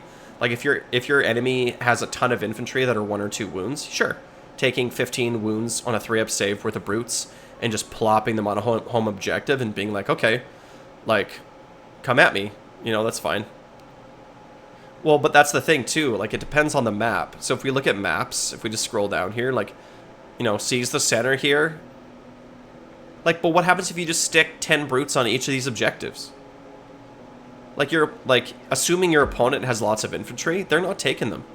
Same thing here. Like, you stick brutes on these objectives. Like, what are you gonna do?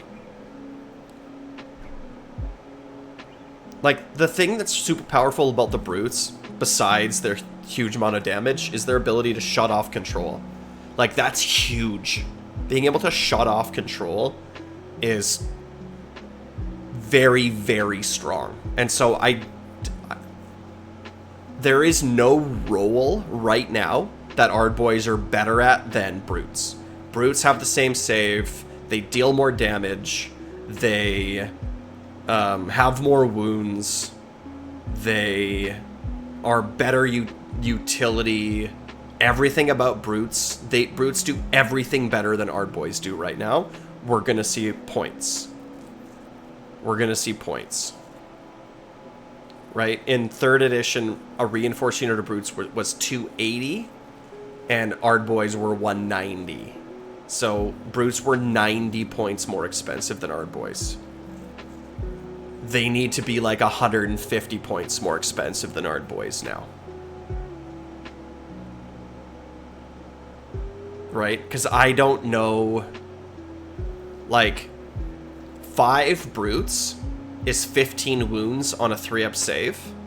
10 Ardboys is 20 wounds on a 3-up save. It's only a 5 wound difference. Right? 6 MSUs. Yeah, but 6 MSUs of brutes struggle with taking buffs. Like, what heroes are you taking?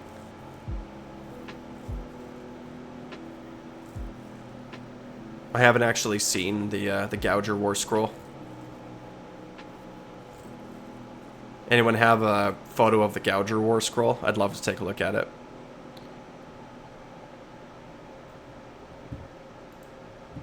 I think this Ironjawz list, really nobody wants to come in and just like, and save yourself. Should I put Rogue Idol in both? Just like as a hopium. Nobody wants to come in here and save one of these things? Well, if at any point anybody in the future wants to just come in and just copy my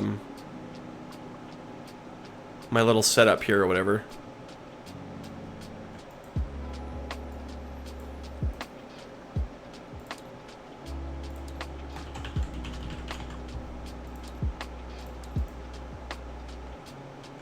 This is kind of the best of whatever I could find.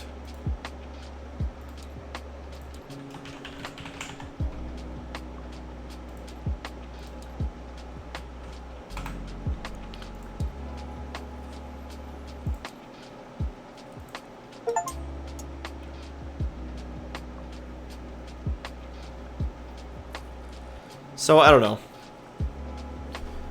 6 MSU brutes don't take buffs super well. We have such incredible buffs. Like, why not just 3 reinforced brutes? Like, what's the, Oh, you think because the Mega Boss, Well, the Mega Boss, one of his abilities buffs every brute within range, right? But the other one is pick a unit.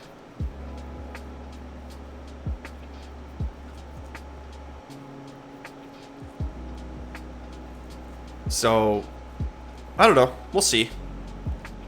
Brutes are really slow, and the maps are really spread out.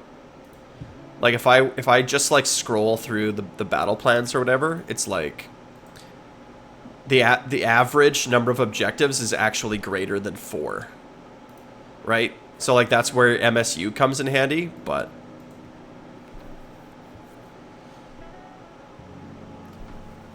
But what about, like, teleporting them?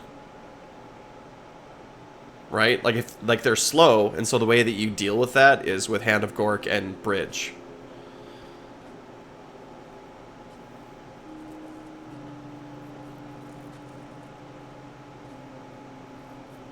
Well, like, if we were just to make, like, a pros and cons list of going, like, MSU versus reinforced, the pros of MSU are you can be in more places at once. Right? Right, you can be in 6 places instead of in 3 places. What other benefits are for MSU?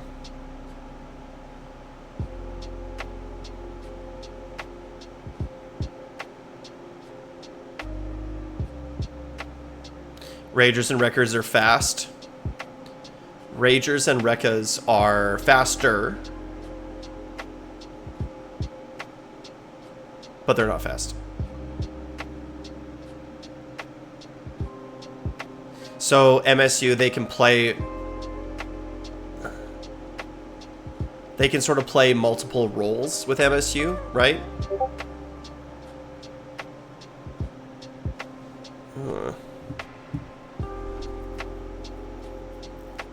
So they can sort of, like, because they're smaller and cheaper, you can sort of throw away a unit of 5 as a screen. But 5 brutes can't get the job done.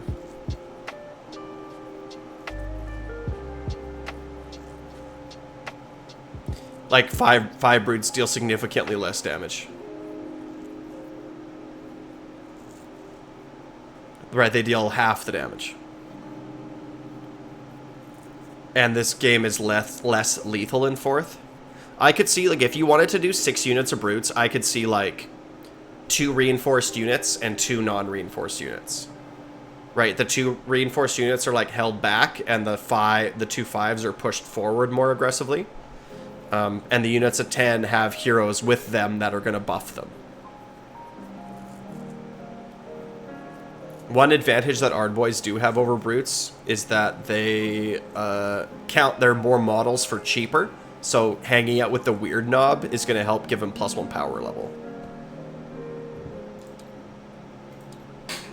That's going to be one thing. And we'll see what the points are like, right? It obviously always comes down to points. But, like, whenever I thought about, like, Ironjawz lists for 4th, like, just brainstorming them or whatever...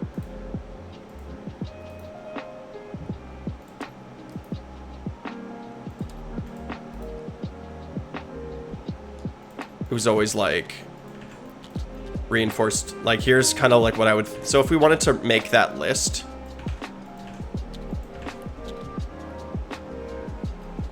If we wanted to use old points and we wanted to keep within 1600 or whatever.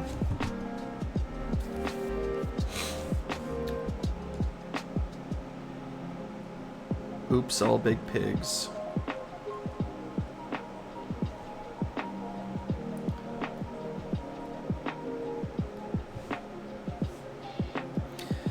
It's like, okay, so...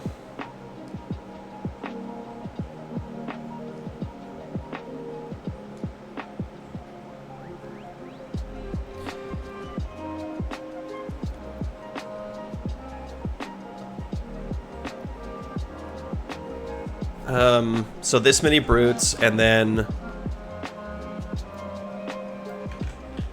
a war chanter and a weird knob shaman.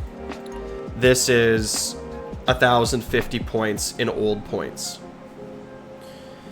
So then you need like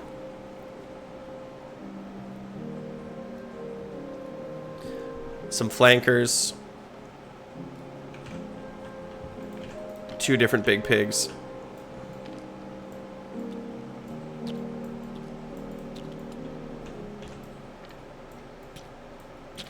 and you got about 150 points left over, so whatever. Mega Boss. Mega Boss is the general, and probably takes him and all the brutes in one regiment, and nothing unlocks the big pigs, probably.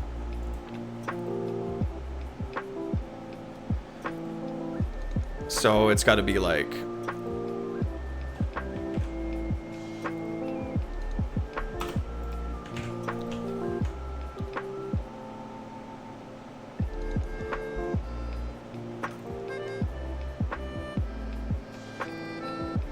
this is 1740.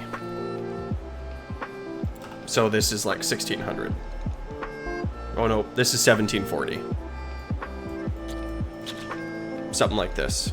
This is just a ton of brutes with some flankers.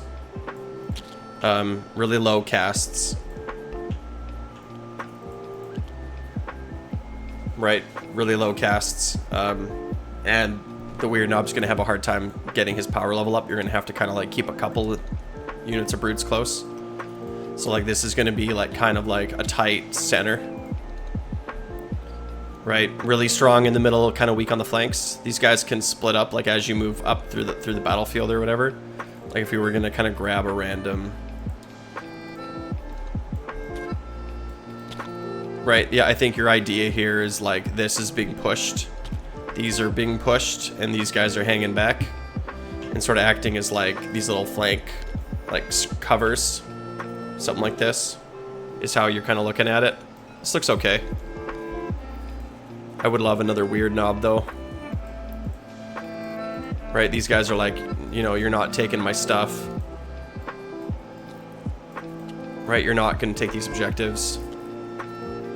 They're gonna zone out in screen, and it's gonna be like, even if your opponent comes in, right, with like 1 or 2 wound dudes, it's like it could be Gore-grunta, yeah.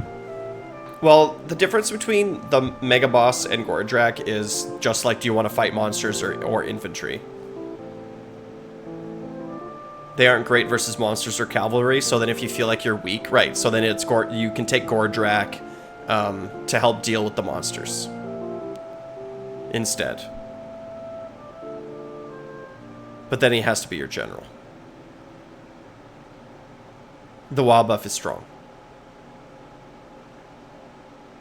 Right, the wall buff is good. But man, tomorrow we won't have to like speculate anymore. Tomorrow we can actually write lists. Oh, I'm gonna write so many lists. I'm gonna write lists all day.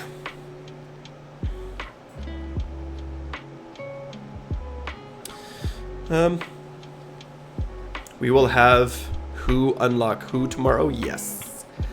I think so. If we look at the schedule,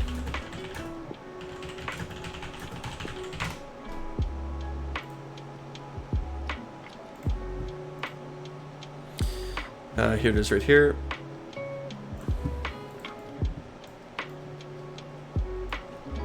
So this is tomorrow, key rules and battle profiles. So from what I understand, the battle profiles are the points and who unlocks whom. That's pretty cool. Yeah, I have 9 weeks off every summer, so I'm good. Right, and then the faction packs are just like all the war scrolls and all the rules. So like we're waiting for the destruction faction packs on Friday, but we already have them. Right? We've already seen pretty much all of them. Anybody have the Ragers or the Gougers profiles? Like a photo of them? By chance? Ragers or Gougers? I haven't seen either one yet.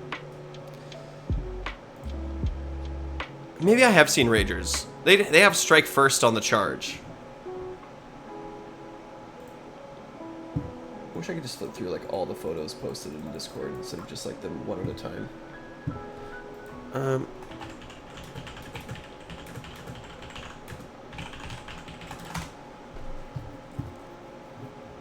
So, and then on Monday the 15th, was it a Goonhammer review? Okay. Yeah, I think I have seen it. It's just they have strike first on the charge, which is really strong. Ragers are looking really good. Brutes, like as a keyword, look really strong. The Mega Boss is going to affect them, you know. Like, yep. They're in, like they're, yep. They're going to be, it's all going to be good. Yep. They're going to slap. And then on Monday the 15th is Regiments of Renown. Legends is like the rules that are no longer in the game, right? Like Bone Splitters. And what's Rosters? Maybe that's who unlocks whom.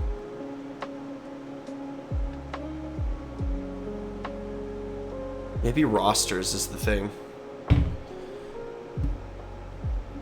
Let me just search this article. Oh no, Path to Glory roster sheets. Army roster sheet. Oh, that doesn't sound good. I want the points on Monday. Battle profiles. I'm just reading off this thing here. Right? Rules and terrain. The core rules, advanced rules, spearhead rules, terrain rules, and glossary. Fine. Spearhead don't care. Battle profiles. So what's a battle profile? And what's a roster sheet? Is this just like the piece of paper that you write it on? I hope not. I hope we get everything tomorrow.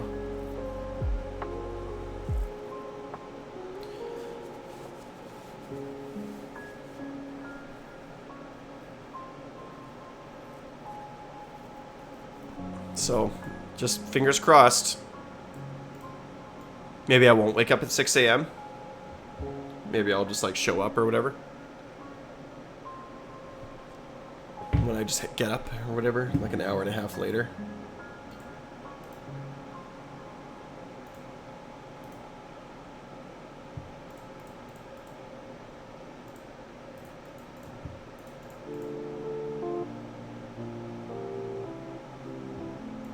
Je pense que non. Mon français, c'est pas comme... c'est pas parfait. J'ai besoin de pratiquer un peu plus, mais... ça fait beaucoup de temps. Depuis que j'ai parlé français pour... any length of time.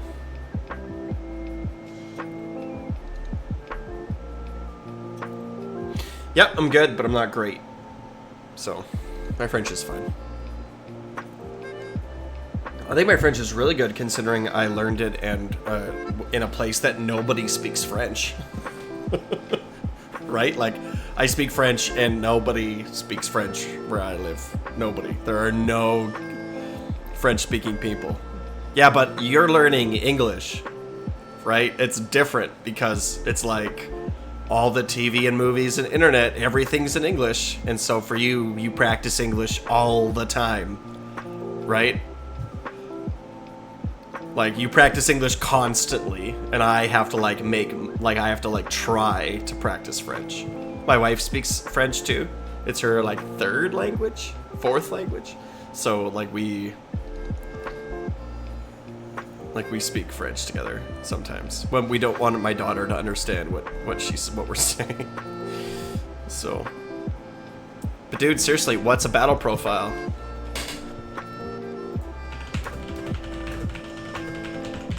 Age of Sigmar battle profiles, pitched battle profiles. So if I just Google battle profiles, it brings me. Yeah, points. Battle profiles are points. So we'll get points tomorrow. I hope that roster sheet is not...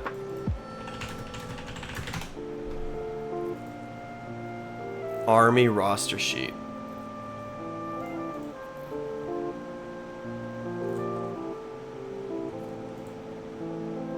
Yeah, army roster sheet is just the piece of paper. Yeah, but where, like, yes, battle profiles are points, so we get points tomorrow. Narrative. You're right, Path to Glory roster sheet, right? But then it says Army roster sheet. And if I Google Army roster sheets, I get, like, these kind of things. Right?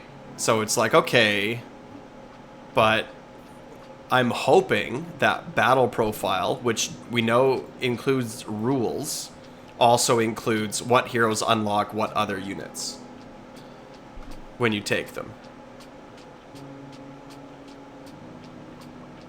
So I'm hoping that's what battle profiles are. But we get our points tomorrow for sure. And if we can get what units unlock what other units, then we're in business. If not, I'll be sad. If I can't write lists tomorrow, I'll be sad.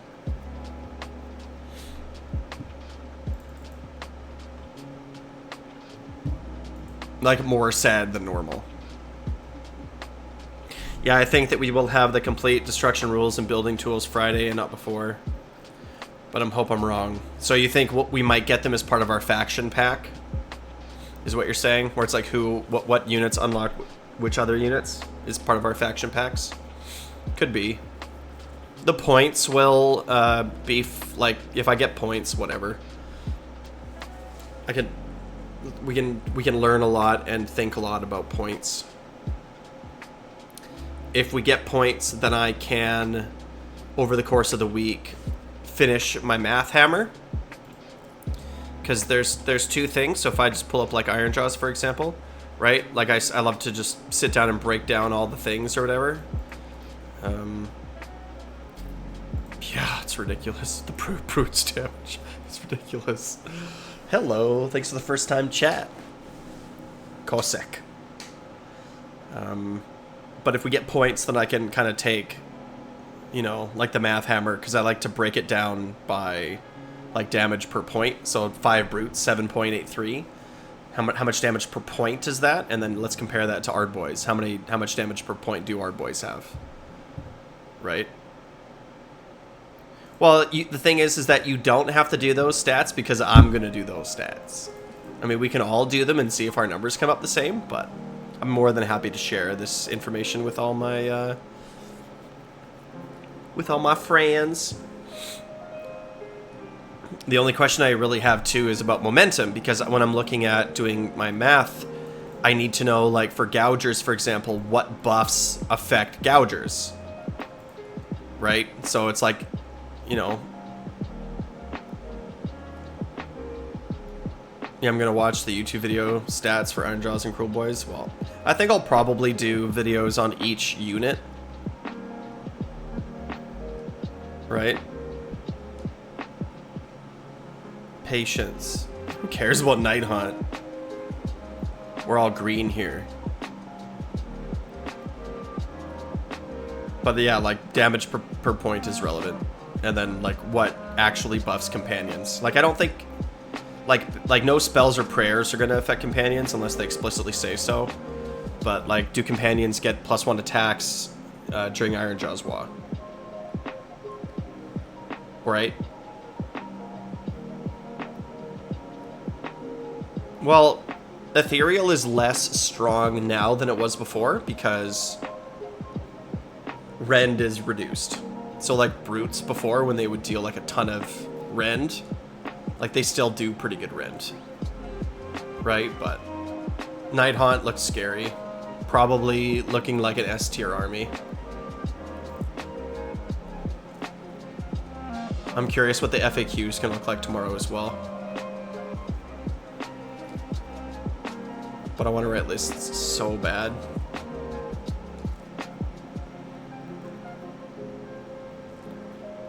We all want to be, like, high magic and low drop.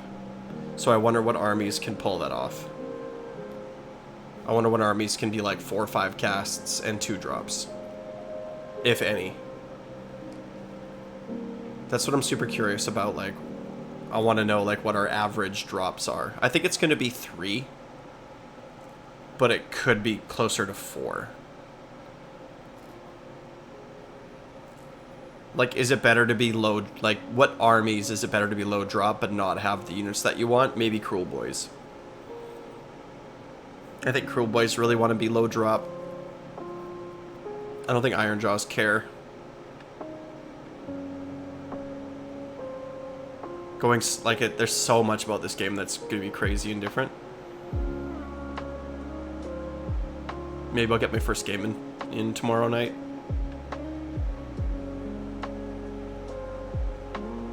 Here's another thing too I was thinking about doing. Maybe you guys can tell me your opinion here. I'm trying to think about ways that I can do like I want to do like live battle reports. Like it's being casted. And I think I have a pretty good idea of how I'm going to do it, and I think I'm going to start doing it in Tabletop Simulator. Essentially I'm just going to like do my thing and talk about, you know, the game and whatever, and I'm gonna have a partner, like another caster, who is like the play-by-play caster, who instead of like rambling on about like this and that and the other thing like I always do, is gonna pay much more attention to the game itself, and is gonna be able to hear what the players are saying much louder than what like I and the streamers hear, or like what the viewer hears. And they're gonna like take just like brief, like just play-by-play of like what happened, right? And then just like talk with me about stuff. But the problem with the 2 players is that they are gonna have to basically not have any chit chat between them. They're gonna essentially have to just like play the game and just say the words of what they're doing and pass the turn back and forth. And I think that could work, but I'm not sure if like there's any players that are interested in playing like that. It's like, yeah, play at a game of Age of Sigmar, but really focus on the game and shut up. I don't know how many players are like, I want to do that. That sounds fun to me. Does that sound like something that you just, you know, just to gauge how people are feeling, would be interested in doing? Like, would you be interested in having people watch your game and comment on what you're doing and all your plays and everything, and you just sort of like focus on the game and play? I don't know. Not sure how many people would actually like to would do that. I think you better play and record and eventually make a summary with your opponent on key moments. Yeah, but I don't want to edit. I'm not editing. I don't edit videos. I don't have the time. Like, for me to sit down and like watch a game. Well, battle reps are quite long to follow. That's why I don't like them. Yeah, I'm doing it live, and I'm not editing. I just don't have the time. Like, I have a family and a full-time job, right? And like I get summers off, but like I have time to make videos and like doing a battle rep. If I was gonna do a battle rep video, I would do what the do you guys know Seasons of War?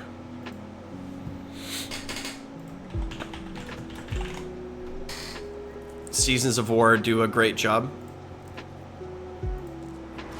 Right? It's like lots of cuts and voiceovers and music, and even when they're playing. And then Zach, because I just had 2 regiments to your 3, I do have the advantage of being able this to whole choose video is Tattered 35 Defender and minutes. then choose who goes first. But you can And see I he do have the advantage of being able to choose a Tattered Defender and then choose who goes There's first. a cut, and I'm right? not at all confident in this decision, but I think I'm going to take first turn here, jump into the action myself, and yeah, we'll just go into Idnet Deepkin turn 1.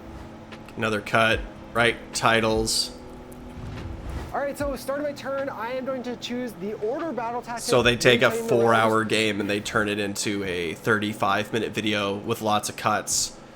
And then like, let's see, let's actually get down to the board. So I'll make the. I will have them have some attacks. Then you show my Point for Matt. Lots of cameras. Oh, thanks for the prime. So that's nice to know. Okay. Want to help support the channel?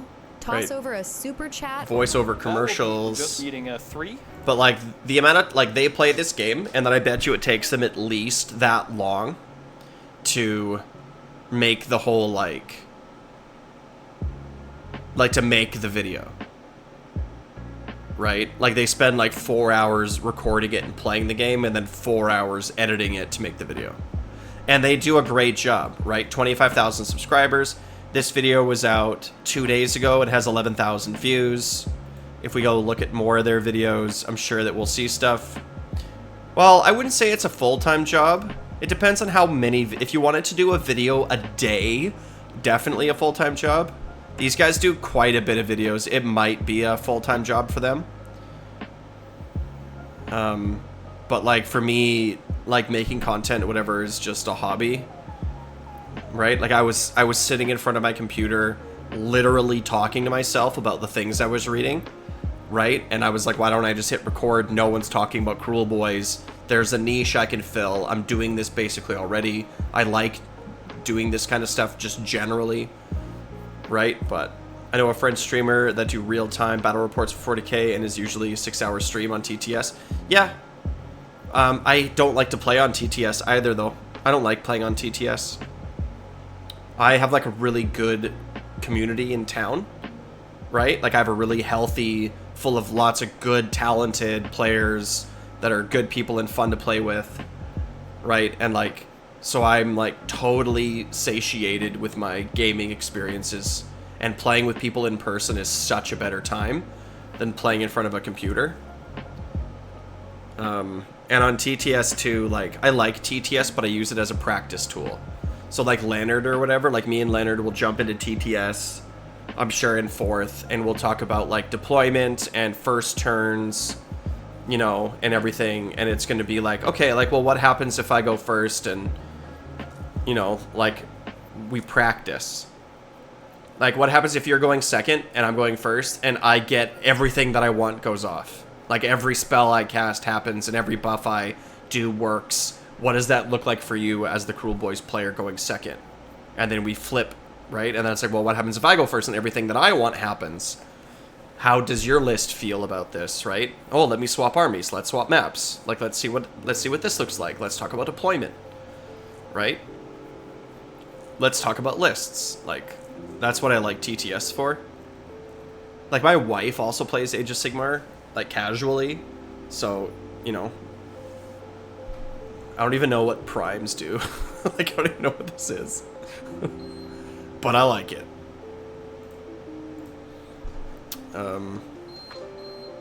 Uh-oh. My air conditioner doesn't look happy.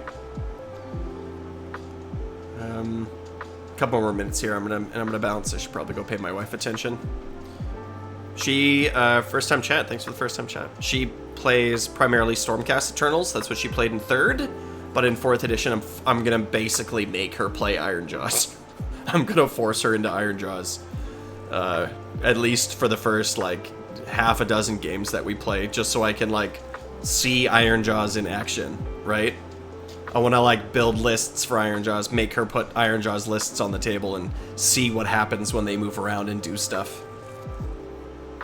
Yeah, exactly. Or maybe, yeah, exactly. And then at some point, like I'll play some Ironjawz games, and she'll play Stormcast Eternals, and that's about it.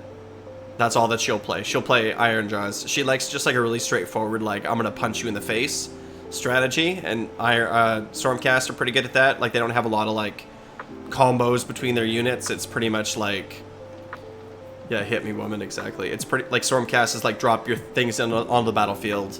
You know, everything does what it looks like it does, and does a pretty good job, and does it on its own. It doesn't need a lot of like buffs. It just, everything does a good job by itself. Right? So she likes that because she's not hardcore into it. Like she knows the rules and she knows like what to do, but she's not like super into like the strategy of it. So she just kind of like makes choices and moves things around the board or whatever, and you know, does the thing that looks fun. But it'll be good for us to like learn 4th and me to learn the orc books because that is primarily what I cover, right? Whew. But yeah, live battle, like how do you make a live battle report that's actually fun to watch without editing? My beef with Seasons of War, like my critique of them, is that they're not playing very competitive lists. They're playing like the fun part of AOS, not the competitive part of AOS. So when I look, like if I were to like scroll back and find like, this is from 3 months ago. Let me just see if I can find quickly where the lists are. Right? There, he's playing an Iron Suns list in 3rd edition. Right? So, with Zogrock Anvil Smasher and nothing like 6, you know what I mean? Like, this is not a competitive list. You know? Mega Boss on Maw Crusher, Hulk and Brute's not great, Destroyer's fine, Fasten's good. You know, Get 'em beat, Fix and beat, fine. Zogrock Anvil Smash is not very good. Reinforced Brutes, 5 Brutes, 5 Brutes, that's fine. And then Hack and Crew's great. And then Reinforced Gore-grunta is also good. Right? But it's like, it's not a optimized list. And so, what I would want for me personally as a viewer, my best thing would be to see a really highly edited, competitive, optimized lists, 2 really good players going at it with each other, and just sort of giving, like, you know, between rounds comments on like how things are going and what sort of happened, as well as also understanding like when damage like spiked really high or when it like totally flopped, so that you can sort of say like, okay, like he was in a good position there, right? And like if he did average damage, this would have worked out really, really well for him, but he didn't. He just rolled like 6 1s or whatever. So it's like it failed, but it should, like, you know, most of the time it shouldn't have failed, and it was still a good move and a good play. Right? That's what I would like to see for me watching it. And if I had to pick, you know, like one of those qualities, I would say competitive players, competitive lists, but not, you know, but like a live one, like not edited. And I think it'd just be fun. It'd be fun to like sit at a PC for like 3 or 4 hours and like watch people play a game and just like talk about it the whole time with like another person. I think that could be fun. I'm still working out the kind of the details of it, but 4th edition seems like a good time to start that. We do have info on Zogrock. Let me see if I can find him real quick.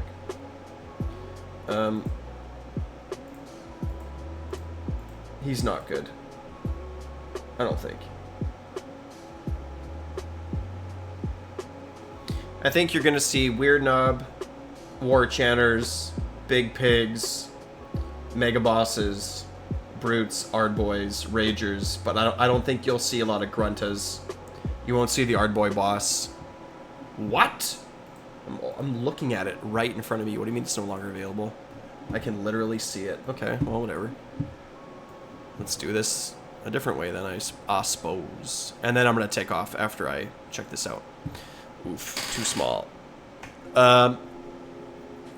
So he's got his ward smashing choppa thing, right? So you pick the tongs or the sword, right? If you pick the sword, if you hit, it turns off wards for the rest of the game for that unit. So it is like a long term, but it's only 2 attacks and it's 4s to hit. Putting all-out attack in here feels really bad. Okay, so and then you also have to put this buffing piece into combat. So it feels bad, I think, just across the board. If you're playing against a friend of yours and you know kind of what they're playing and they have a ton of wards, then maybe. But if you're bringing this to like a GT, you know, unless there's something really oppressive in the meta, I don't think that the ward smashing choppa is going to be worth it. So it's just 2 attacks, and you have to put him in a dangerous position. So I just think it's not good. And then the tongs are a little bit better. So a unit wholly within 12, it's a 4-up. But if you pick the tongs, it's a 3-up. And then Clonk will let you re-roll this. Let's see. If you make an unmodified save roll of a 1 for this unit, remove Clonk. right? So as long as he's not in combat, it's going to be a 3-up reroll. Right? So, like, what are the odds? I'm not going to bother checking the math, but the odds are pretty good, right? A 3-up and you get to roll twice. Like, that's pretty good. So it'll be fairly consistent. But again, it just gives crit mortals, and you can't give it to companions. So the targets that you're going to be giving it to, like, what are you actually going to be giving to it? Like, maybe Ard Boys, right? You're going to be throwing, and, like, you do throw a lot of dice in Ironjawz. Like, I think he's better than he was in 3rd. Like, I think he's better than he was in 3rd, but I don't think it's going to be enough. I think that, like, the War Chanter is better. Like, the +1 damage is more damage. Like, no matter, like, I think just all the time.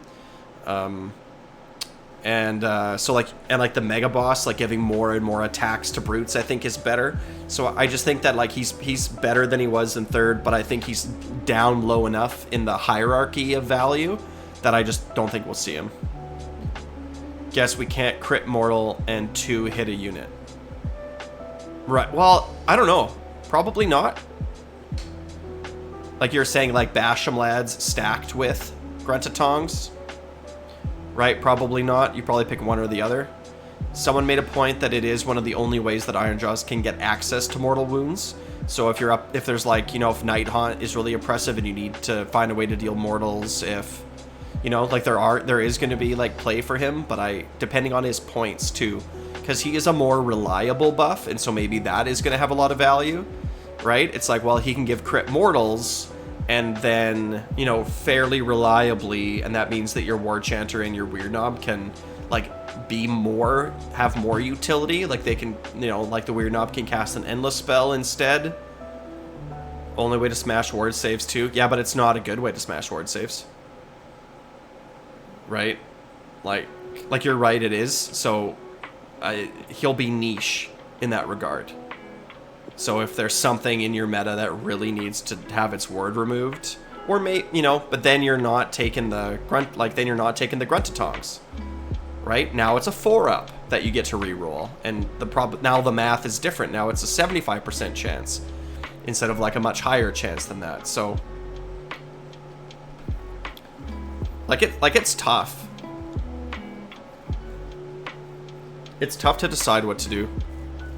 Anyway, I have been streaming now for exactly 2 hours and 30 minutes right now. So I'm going to call it a day. But I might be back later tonight, because I think all y'all are the European crew. And I get the North Americans later when I do it later in the afternoons. All the North Americans are at work right now, right? But so cool. Thanks for hanging out, guys. And be sure to tune in tomorrow. I'm sure I'll be back doing this again tomorrow at some point in the morning. So, take care, everybody. Thanks for hanging out.